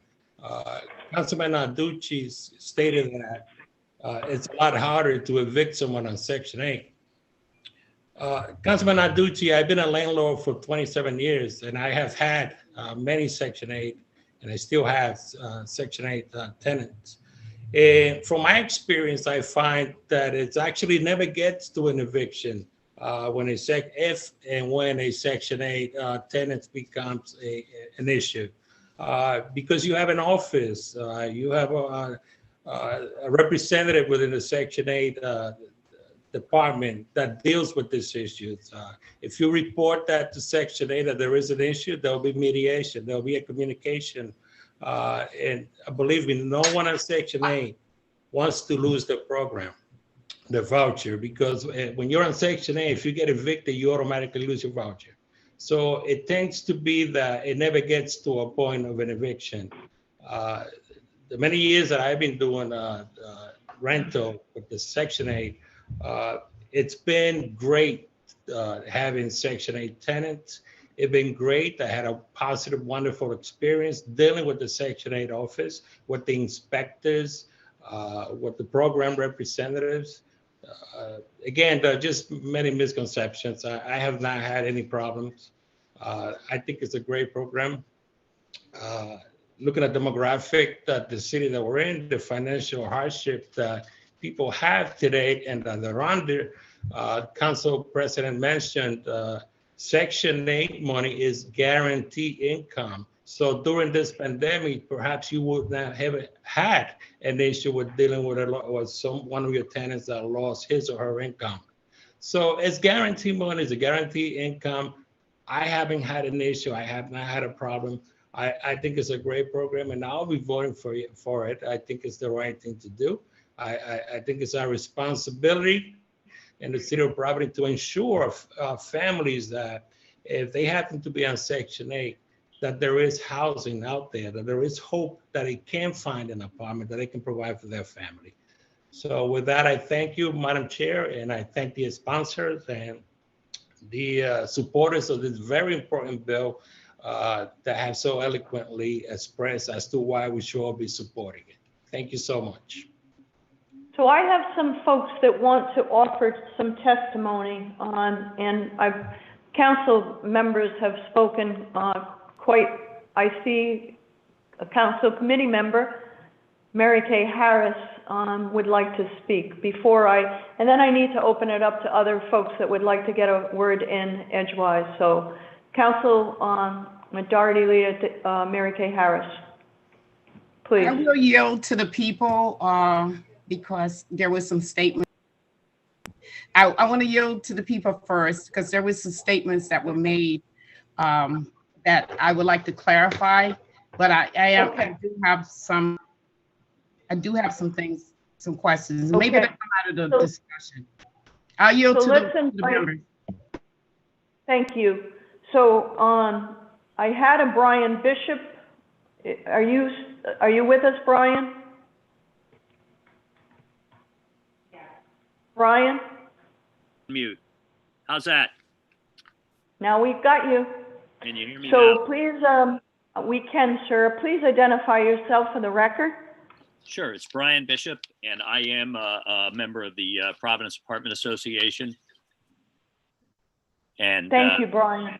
Thanks.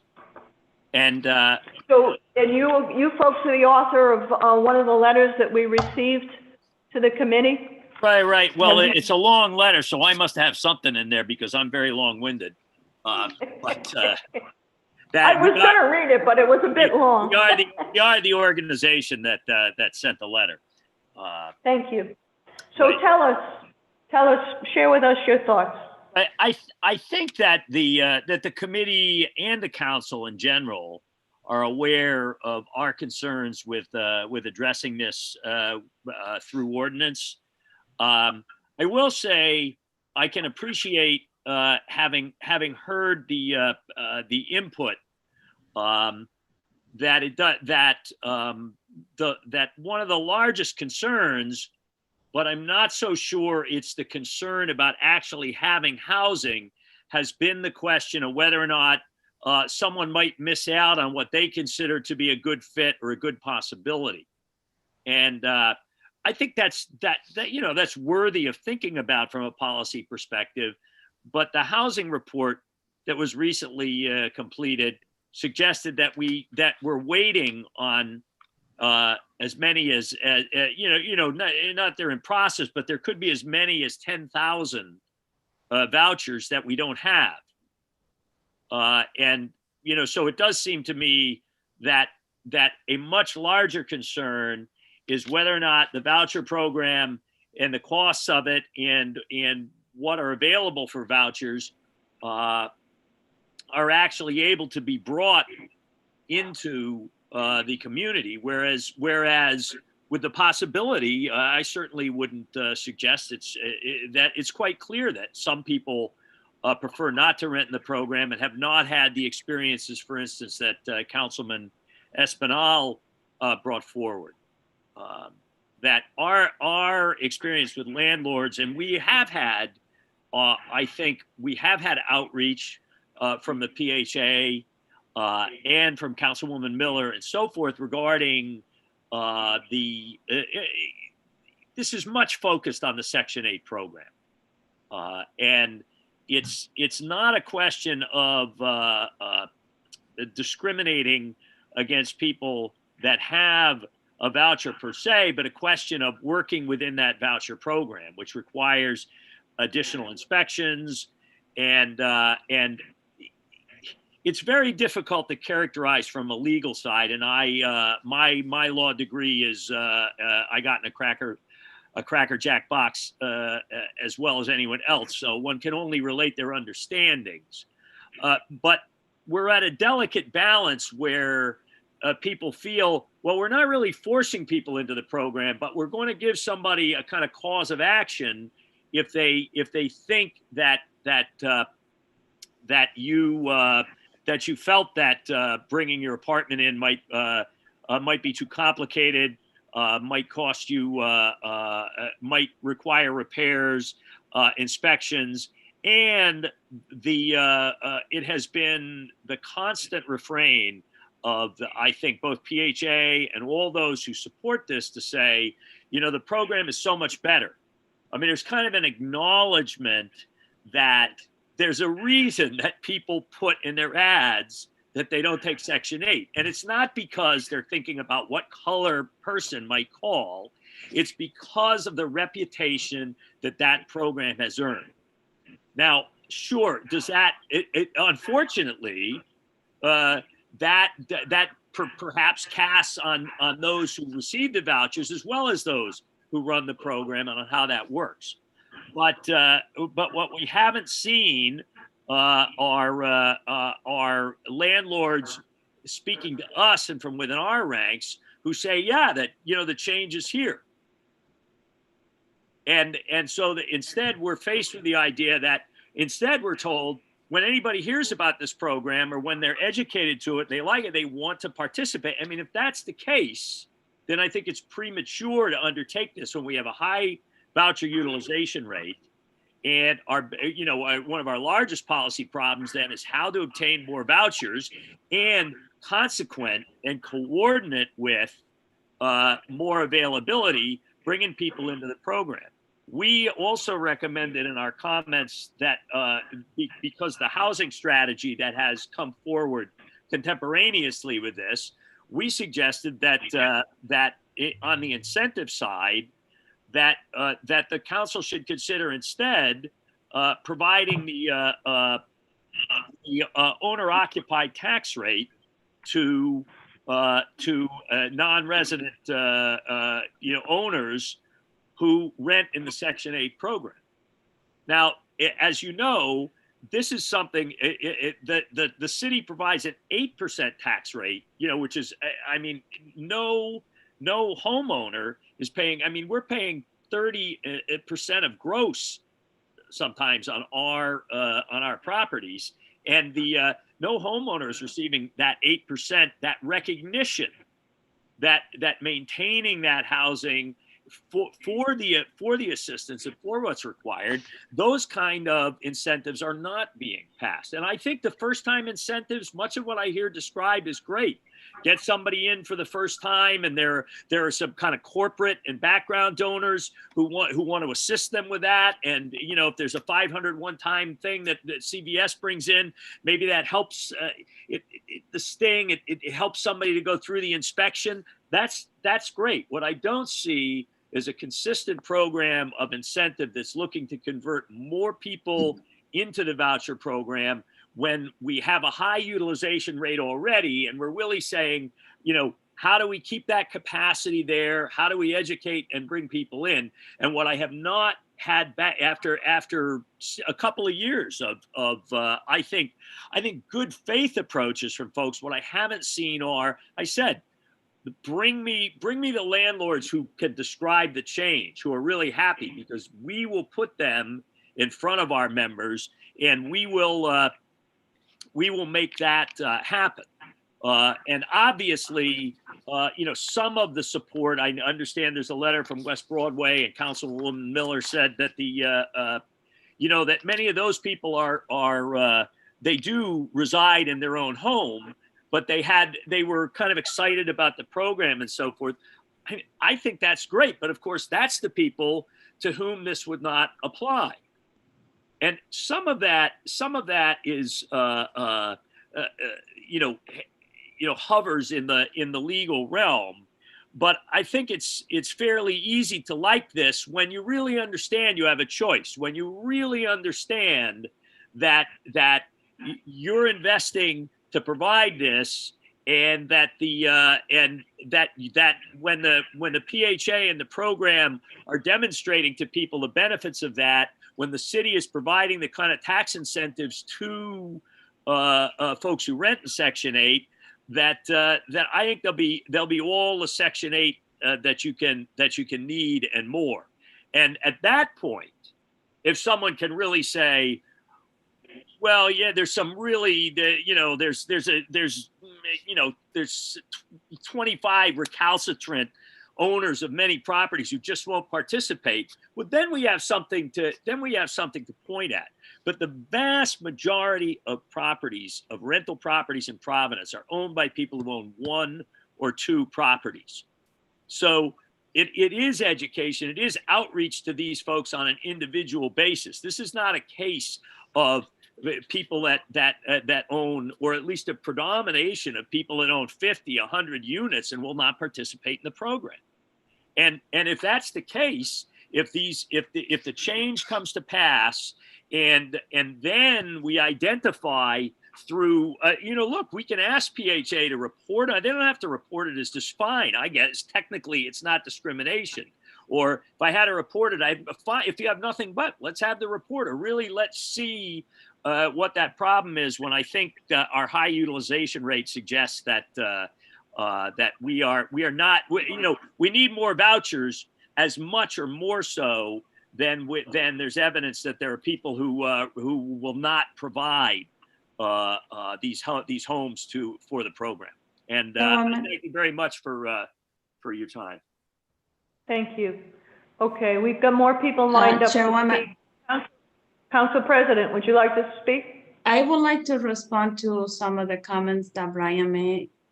Go ahead. So first of all, I just want to make it clear is that the landlord is not being forced to make the repair. If a tenant that has Section 8 comes to your unit and they said, well, in order to qualify for Section 8, this needs to be repaired. You as the landlord can say, unfortunately, I'm not able to make those repairs.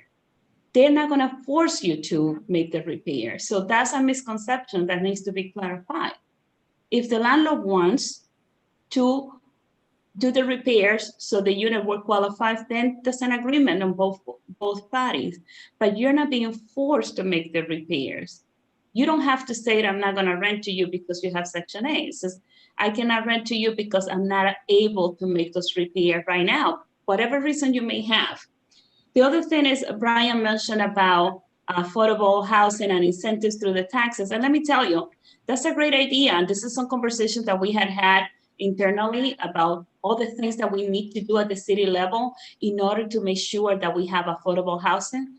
And maybe we have to have an incentive in the taxes for the landlords. And maybe we propose an ordinance in which we give a discount to the landlords that have that are renting to individuals that keep a rent affordable. So those are things that we have been talking about, because we want to make sure that the city of Providence, the rents are affordable. We have to make sure that the people that have been living here for years can afford to be living here now when new developments are coming and things are being improved. And finally, as I said, the city of Providence already approved this and the sky is not falling down. So we can do this in Providence also. Thank you. Also Barrington, Okay. Madam President, also Barrington passed that. Excuse me, Councilman. Okay, we have John Dooley, next. Unmute. Dooley, right at the top. Can you hear me now? We can, sir. Okay, great. Thank you for letting me talk. A couple of things I just want to clear up with this, because I'm kind of a bottom line kind of guy.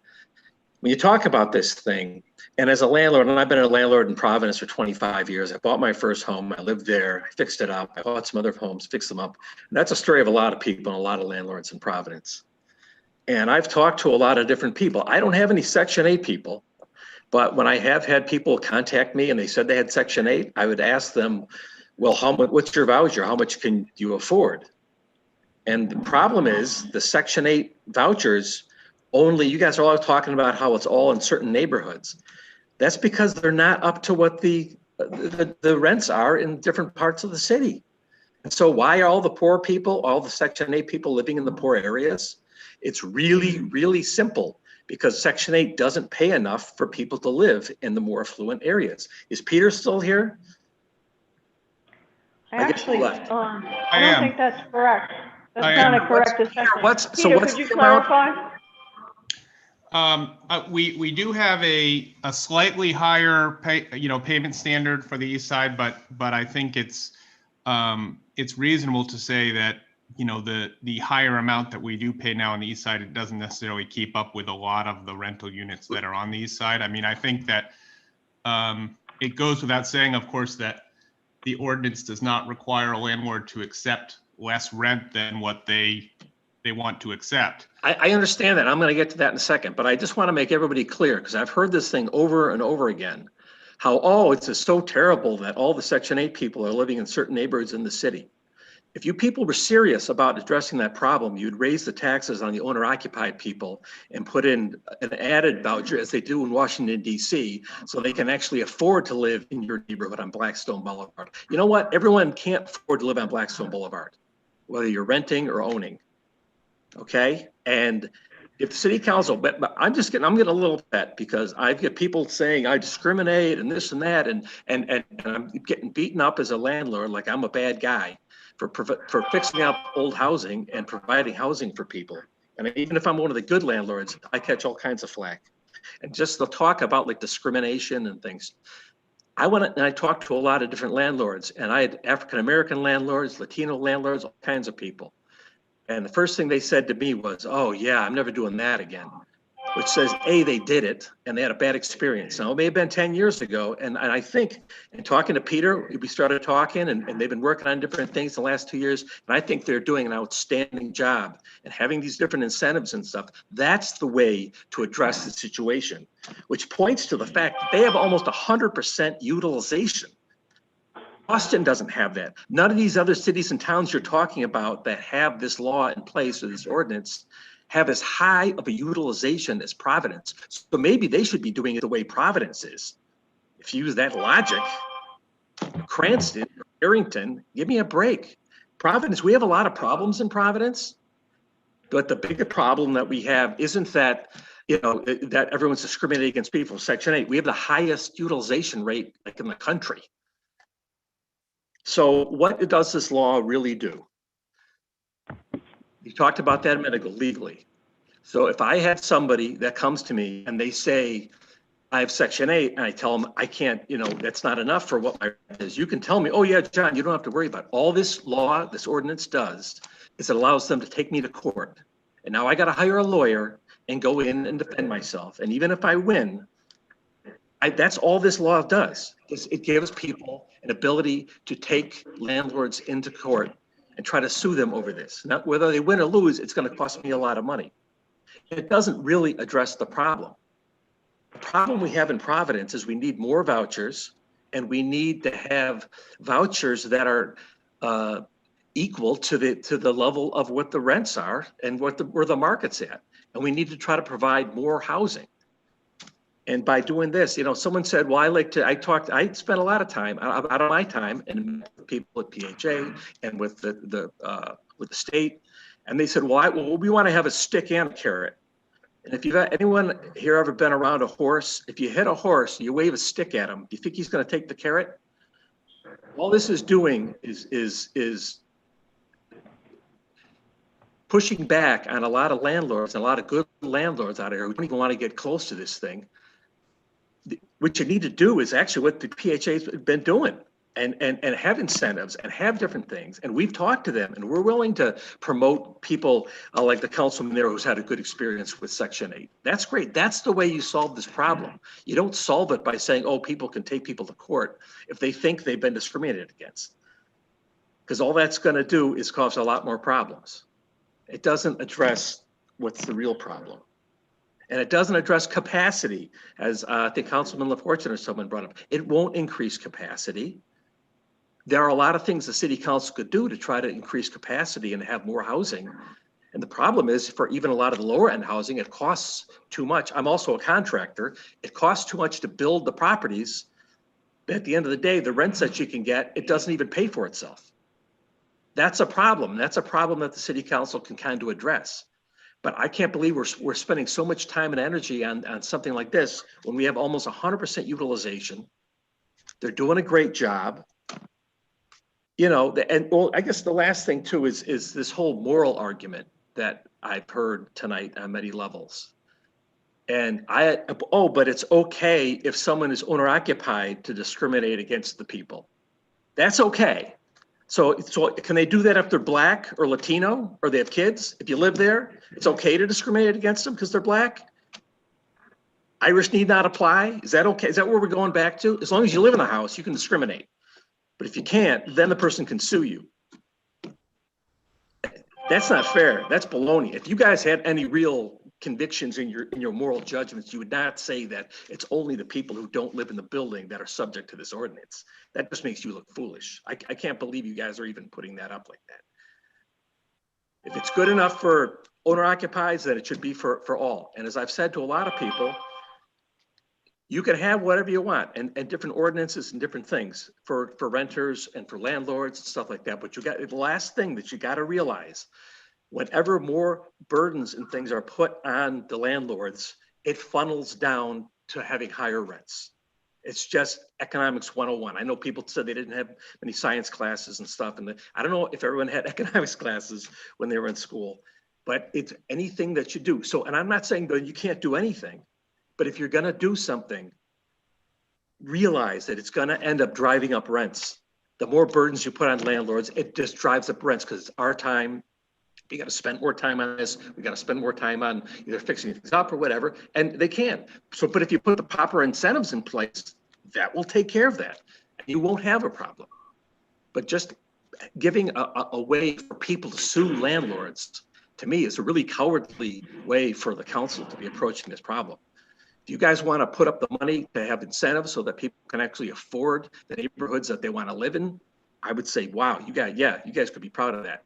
By just saying that, oh, it's okay for people to sue landlord. If a landlord doesn't live in the building, it's okay for them to sue them if they think that they've been discriminated against because they had Section 8. I'm just, to me, that's just weak. It's like, if it's got to be, it should be for all places, first of all, if it's that big of a moral thing.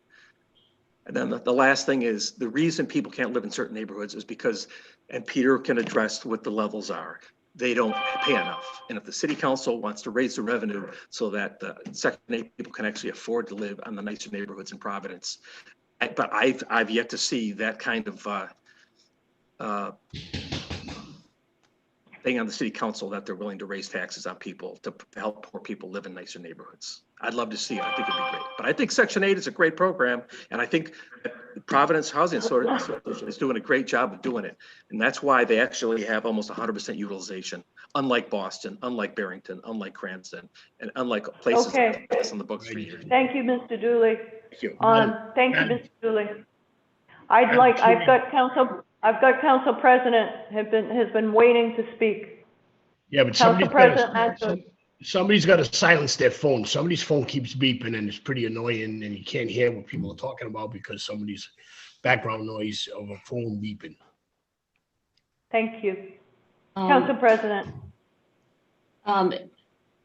Actually, I just wanted to say, I really don't have a problem with making the law that also the homeowners follow the same rules. So maybe we bring the law back and we make a change. I really don't have a problem with that.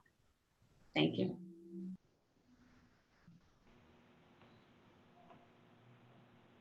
Okay, so I've got Councilwoman LaFortune. You'd like to say something?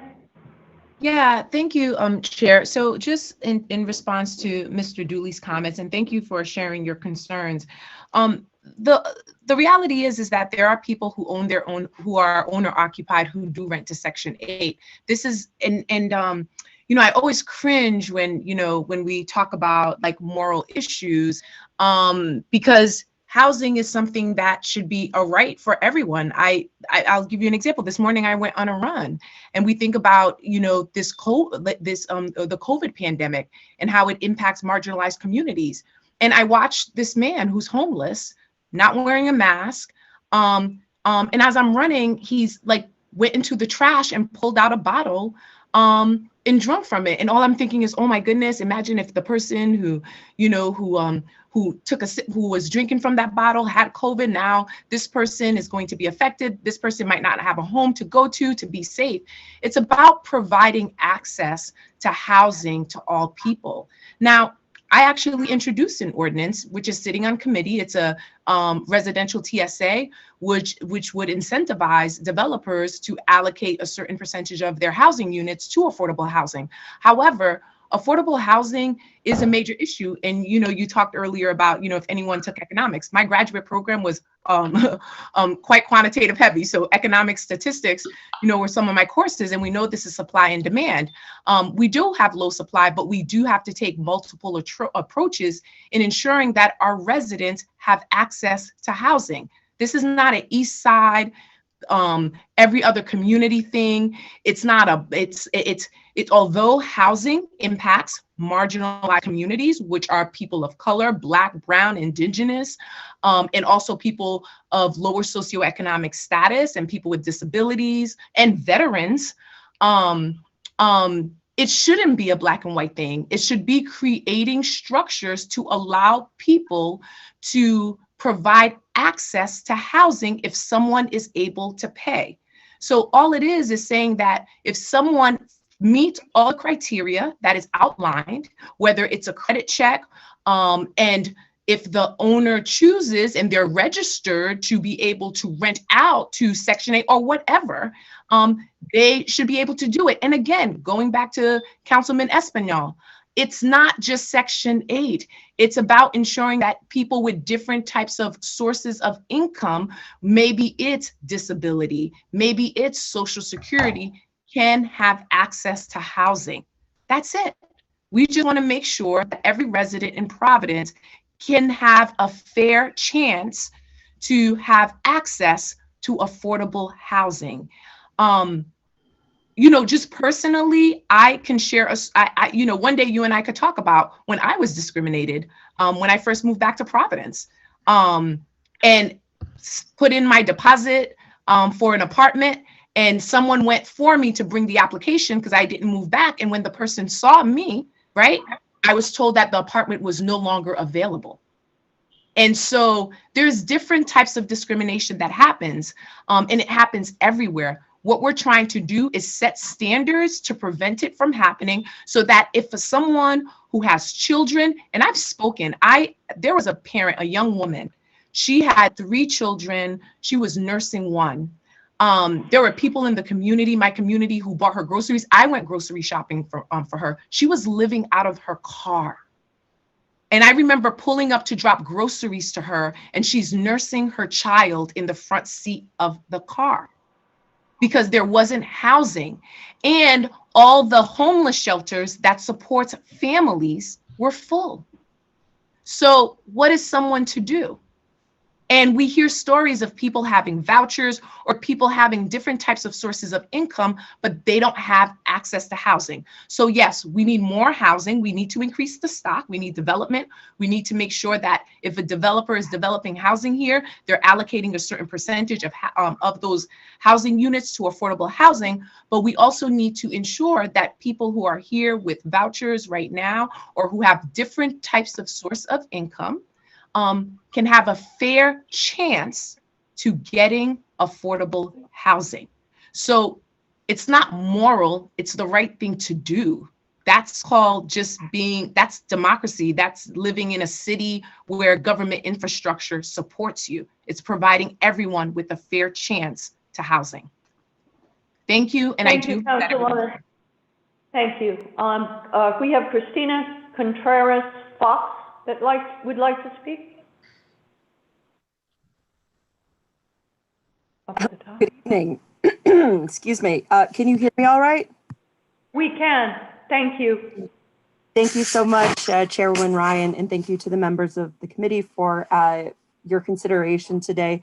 My name is Christina Contreras-Fox. My pronouns are she, her, ella. I am the Senior Policy Analyst with Rhode Island Coalition for the Homeless, which is a coalition that works to advance lasting solutions to end and prevent homelessness in Rhode Island. We envision a state where every single Rhode Islander has a safe, secure place to call home.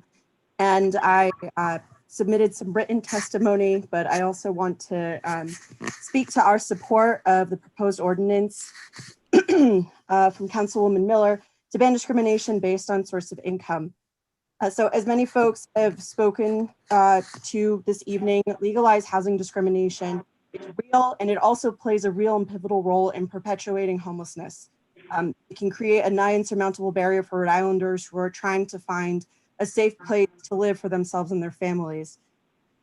And so what this is, to just make it crystal clear, source of income discrimination is when a tenant is judged, is when a landlord judges a tenant as to being, as a potential tenant, as someone to rent to or not, solely based on the source of income. So yes, the message is, yes, you can afford this apartment. Yes, you have legal income. However, yes, your money is green. Yes, it's legal tender. However, I personally don't like this source and I have reservations based on the source of income. So I won't rent to you. This is perfectly legal discrimination, which actively traps people in experiencing homelessness because it can be impossible to overcome this barrier no matter how much you advocate for yourself, no matter how patiently you fill out applications for resources, wait your turn on the on the list of try to find a different apartment for your voucher, etc. So I just also want to outline that transitioning from experiencing homelessness to being permanently housed is really virtually impossible without federal or state supports. According to data from the Homeless Management Information System, over half of all individuals and over a third of all families present to shelter with literally no income. And most folks either have no income, but most folks are in the bracket of $12,000 a year for a household and below. So that is impossible to find. I mean, you can't find an FMR apartment at that rate anywhere. So people rely on housing choice vouchers. They rely on things like a supportive house. It's called a VASH voucher. It's a supportive housing voucher specifically for veterans. And in particular, in this moment of the pandemic, when so many people have lost traditional sources of income and are relying more than ever on things like emergency rental assistance or getting a voucher, et cetera. I mean, this is an issue that impacts so many folks, and people are not able to find safe, secure, affordable housing without these supports. Excuse me. And furthermore, it can take a household years to receive them, and some of them have a built-in expiration date. So if you don't use it, you lose it. So through no fault of their own, these individuals and families who are literally sleeping outdoors. I mean, there's snow on the ground. I'm in Smithfield. It's in the teens up here. These are folks who are actively sleeping outside or in cars. They are playing by, quote unquote, all the rules. They're doing everything that they need to be doing. And yet they are only judged based solely on their source of income. And that's the only thing that's keeping them and their families from being able to sleep in a safe, warm home at night. This is something that, as many folks have said, it's not a silver bullet to end and prevent homelessness in Rhode Island. However, this is a way that we can, this is a way for us to literally make discrimination in housing illegal, which represents a barrier, and any steps to removing said barriers are important ones that need to happen within our state. Excuse me. I encourage the Ordinance Committee to please pass this to the full council with your support. I'm very happy to answer any questions. If my contact information is in the testimony that I submitted, very happy to provide additional data, and I'm happy to take any questions. Thank you very much for your time and consideration this evening. Thank you very much. Lucas Freed.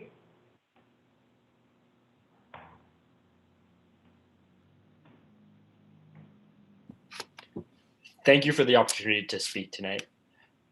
I thank the members of the council for their steadfast work on this issue. My name is Lucas Freed. I'm a resident of Providence, speaking on behalf of the organization Housing Opportunities for People Everywhere. And I worked on the 2018 study of source of income discrimination across the state.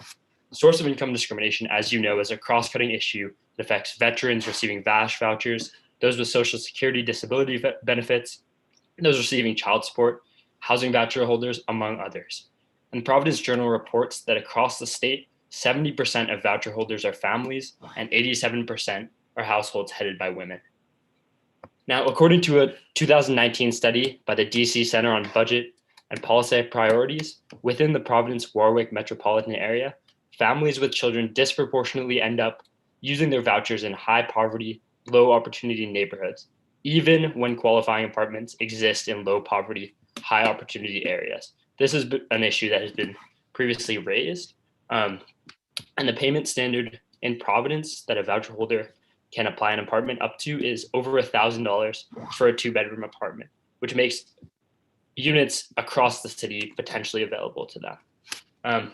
Now, these facts are not evidence in themselves of discrimination, but there is ample evidence of that. So besides the anecdotes that you might hear here today, the statewide audit conducted with South Coast Fair Housing showed that 57% of units said they would not consider a voucher holder in Providence.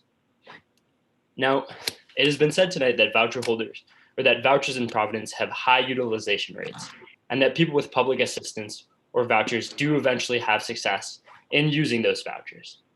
This is true. It's also true that an African American facing discrimination before the 1968 Fair Housing Act could eventually find an apartment after their lengthy search, or that a veteran before they gained fair housing protections could eventually find an apartment. That's not the question at hand. The question is whether people have to face demoralizing refusals every day with no recourse, not for their qualifications as a tenant or their ability to pay rent. So in 1968, our government didn't wait for public opinion to sway on this issue, and neither should this body wait for every property owner to change their mind about those on public assistance. You must lead the way, especially during a global pandemic. Thank you. Thank you. Thank you for being brief, by the way. We appreciate it. You were very concise. It's getting late, and we're trying to make sure that everyone is heard. Wilma Smith, I see. Hi, good evening. Can you hear me? I can. Okay, my name is Wilma Smith, and I'm with the Voices of Homelessness. It's a program run by the Coalition of Homelessness. And I just wanted to come on and talk about this because I definitely support this ordinance. I myself am a Section 8 tenant, but I don't see this ordinance being solely for people who are on Section 8, which is what I hear a lot about this evening. I see this ordinance being for people in all different income brackets. I've been in my apartment for quite some time now. I consider myself to be a good tenant, following all the guidelines set forth by my landlord and Section 8. I've been housed in this apartment where I live for about 10 years, following all the guidelines. So there are people who are on Section 8 who do follow the rules and the guidelines and can maintain the unit and have good standing relationships with their landlords. I am aware that there are also other people who do not follow those guidelines and can make it look bad for everyone. But as I stated earlier, this is not just about people on Section 8, people on disability. This is about all income brackets. When helping my daughter find an apartment, I've came across ads on Craigslist, on Facebook Marketplace that say, must have, okay, the apartment would be like $1,500, and they say must make at least 3 times this amount to apply. That's the type of discrimination that we're talking about when we're talking about source of income discrimination. Those are the things that we're trying to stop. So it's not just about, low income, it's about regular income individuals too. When you see ads like that on places where you're trying to search for an apartment and you're desperate to find housing in any community, and you come across ads that say, oh, this apartment's like $1,500, but you must make 3 times this amount to even apply. That's the stuff that we need to be looking at. That's the stuff that this ordinance will help to stop, prevent. So I urge all of you to, consider passing this and moving it forward. Because as I said, it's not just for the lay people who have, unemployment, disability, child support. It's for hardworking people who are out working 2 and 3 jobs and are still making the bare minimums to be able to afford these already astronomically high rents. So thank you for Thank hearing you. me, and I hope you can move this forward. Thank you very much. Wendy Thomas. Hi, can you hear me? I can. Okay, I'm Wendy Thomas, and I am also through the Voices of Homelessness. All I really want to say is when my income is under $900 a month, if my landlord had not taken or had discriminated against me because of my source of income, I would not have a place to live. And the same goes for my daughter. And in the economic problems that we have nowadays, it's a lot of people, even more people than ever before, are not going to have the amount of money that these landlords want you to show them that you make to be able to rent their apartments. So I'm in support of this, and I would hope that you will move it forward tonight. Thank you. Thank you. Thank you. Let's go with Clinton Aneni. Hi, everyone. Can you hear me? We can. Okay, great. So I heard a lot of the points that were made tonight, and I thought many points were made tonight were great. I just want to express where I stand with this. Some of this is, in agreement with people, and some of this maybe disagree with some. But for example, I just want to throw out a statistic in regards to why landlords may support this on a going forward basis, in which I do feel landlords have supported it in the past. 30% of landlords in December of 2020 were short on their mortgage payments. So they're behind in their mortgage, and for potentially going forward, that may lead to foreclosure counts, right? So when we say that landlords are against or discriminating against vouchers of any kind, that may be inaccurate, especially on a going forward basis. Thank you. Secondly, I would be very interested to hear how many people applied to become a Section 8 renter in the year 2020 versus the year 2019. Thirdly, we want to, as some of the people have mentioned, protect homeowners, and that new homeowners are supportive of the voucher. I heard that on this call today from a few of the council members, and I do agree with that. And it's like, okay, so if we're supporting this already, what would the ordinance add versus discrimination? Now, some of the things that I do think that could be a solution to assist with increased occupancy of homes where people do have the right to stay in would be the improvement in the zoning. So if people are doing zoning developments that could provide housing for provide residents for affordable housing, I think that would be something that would assist and help grow residents for people who are in need of homes. Another thing that I think could be of assistance, maybe doing a few tax incentives in regards to people who do assist with affordable housing.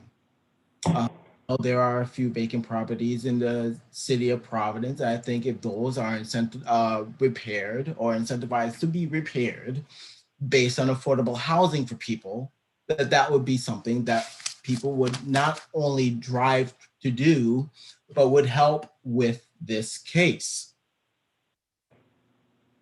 So, those are a few of the things that I had personally. And if, I hope that it gets taken into consideration in regards to the fact that many landlords are willing and actually looking for the opportunity to take in some of these sources of income, and discrimination is much less of an issue, in my opinion, than what we're talking about. Thank you. Okay, folks, I'm sorry, I was trying to, I was gonna call on Councilwoman Harris, but she's not able to finish the meeting. Is there any other council person who would like to speak on this matter? Oh, Councilwoman Miller has her hand up. Councilwoman Miller. Thank you, Madam Chair. There is one procedural thing that I would. I have. Thank you. I have that. Okay. Does any other council person wish to speak on this matter, or for any testimony, questions, or concerns? Okay.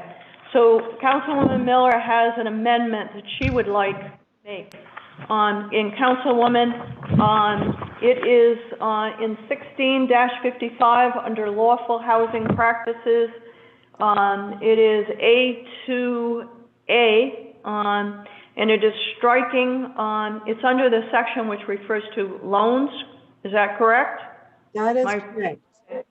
And the request is to strike or lawful source of income from that section. And that is in the second to last line, Madam Clerk, if you can make that change. Councilwoman Miller, would you like to offer any explanation as to why that change is being made? Absolutely. So making this change matches it closest to last year's state or a state bill, proposed bill. But also, I mean, so I think when we look at loans, we end up, lawful source of income ends up being a much broader determination than I think probably makes sense, right? So the intent gets a little muddy when we consider like loans for housing and construction.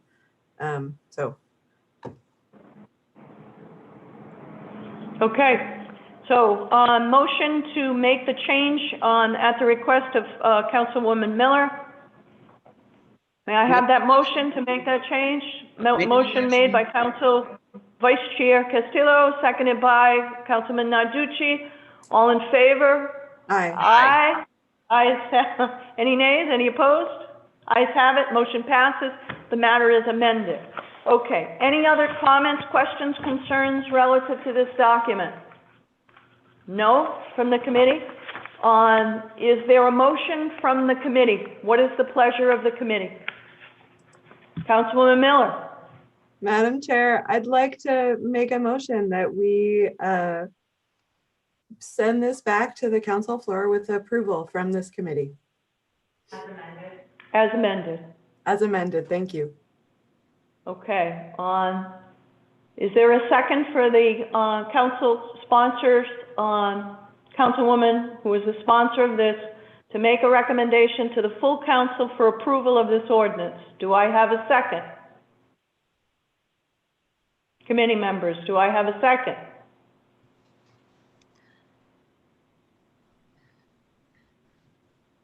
Do I have a second? Councilwoman Castillo, Vice Chair, are you seconding this? No, I don't want to make a second. I want to make a comment. Oh, I have okay. I receive a lot of phone calls about, people don't have a Section 8. And concern about the lender can be raise the rent. I have in my neighborhood, a lot of people work.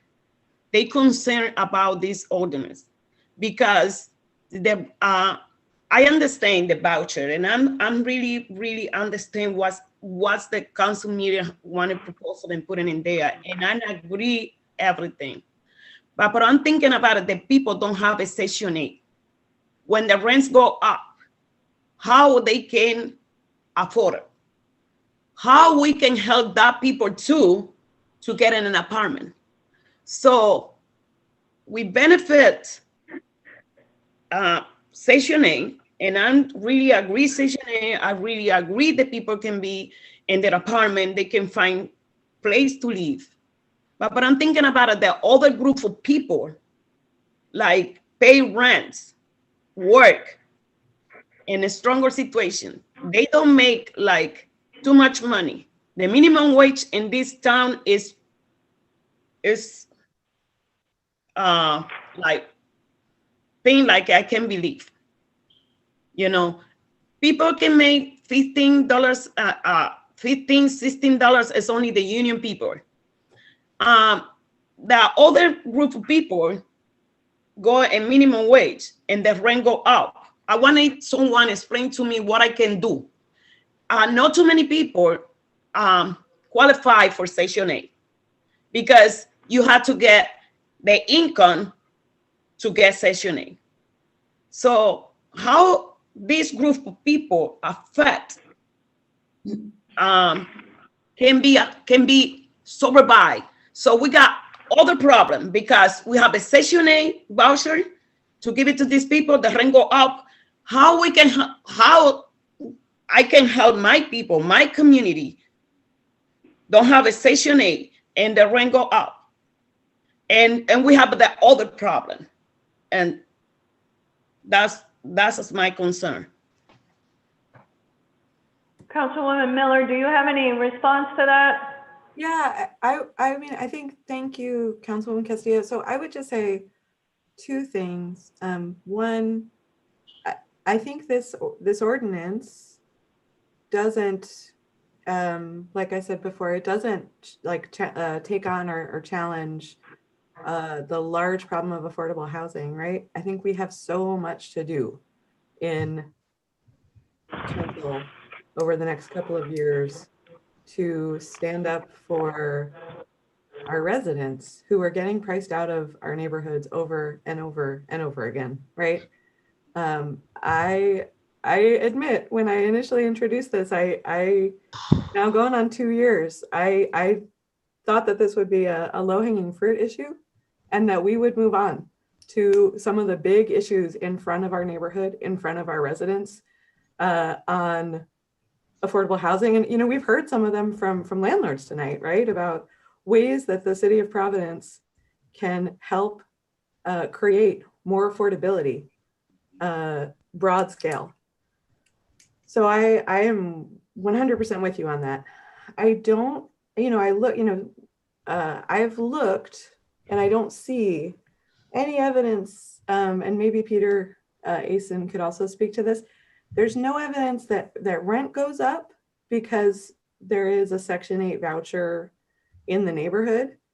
So I know I mentioned this, that the Providence Housing Authority is required to review rent requests, right? So like, for example, I'm really lucky that I have a pretty affordable apartment, especially for in my neighborhood. So I've been renting for 8 years for $700 for a 1-bedroom. If my, if I moved and my landlord had someone come in who had a Section 8 voucher, given that my landlord's been renting to me for 8 years at a rate that's, you know, I don't think there's a way that suddenly they could raise the rent to the max for a 1-bedroom even, right? Like I don't think that's so I don't know how it raises rent. I guess that's my biggest thing is I'm not sure that's true. Just because there's a maximum amount for what Section 8 vouchers pay out doesn't mean that that's what PHA will pay, if that makes sense. Like there's a maximum, but if a apartment is worth $900 for rent or $800 for rent, that's what it's going to be from the housing authority. And Peter, please correct me if I'm wrong here. Okay, I think we've had enough conversation here. I think we're going off a little bit, off track. Council President has her hand up. We have one motion out. Council President, would you like to speak, please? Thank you. I just want to remind the committee, you have different options. You can vote no, you can vote yes, or you can send the item to the full city council without recommendation. All I'm asking of the committee is to make a decision. I have been working with the committee, giving the committee enough time to do the research, to get information from the different sources. I think it has been enough time for committee members to be able to make a decision. I'm not asking you to vote yes, I'm not asking you to vote no. I'm not asking you to, all I want for you to do is to make a decision. I just don't Thank want you. this item in committee any longer. Thank you. Thank you, Council President. Madam I would Chair. just like to, hold on a second, folks. Thank you, Council President. I would just like to say we've had a healthy discussion. The last time we met was, I think, in March, before the pandemic hit. This hasn't languished in committee. I want to thank the committee members for doing the research, and I want to thank all of the folks who have offered testimony. I think at this point, we've got a motion to recommend approval. I haven't been able to get a second. Is there a motion to recommend that we pass it through to the full committee, to the full council, without a recommendation? Can I get that motion? Can Councilwoman Miller withdraw her motion to approve as amended? Well, I'm not necessarily withdrawing the motion that at this, are you willing to? Councilwoman Miller, are you willing to withdraw your motion to recommend approval of this and change it to pass on to the full council without a recommendation? Yes, I am. Can I get a second? Can I get a second for that motion? Can I get a second for that motion? I'm not ready. I'll Asking for a second for that motion, folks. This matter has been debated. The council president has expressed her wishes. We've had a lot of discussion on it, and we've gone round and round. Let's get it to the full council, and let's not make a recommendation and let it pass on its own merits or fail. Can I have a second, please? I'll second passing it out of committee with no recommendations to the full council. Okay, we have a motion made by Council Miller, a second by Council Narducci. Pass it to the full council for a vote. All in favor? I'm abstaining. Any opposed? There's an abstention. Who abstained? Adam? The vice chair abstained. Okay. Matter passes. Matter passes. Correct? Okay. So it's going to the full council, folks. Thank you very much for your participation in this lengthy discussion. All right, next item. Thank you, Council President. Item 12, an ordinance and amendment of Chapter 2. Oh, I'm reading it. That's your job. Chapter 2, Administration, Article 22 of the Code of Ordinances entitled Art and City Life, amending Section 2-352 definitions. Okay, so this item, Councilman Narducci, you're the sponsor on this item. What would you like to do here, sir? Well, Madam Chair, that was put in solely to, at the time, there's a $1 million line item in the city budget to go to arts, culture, and tourism.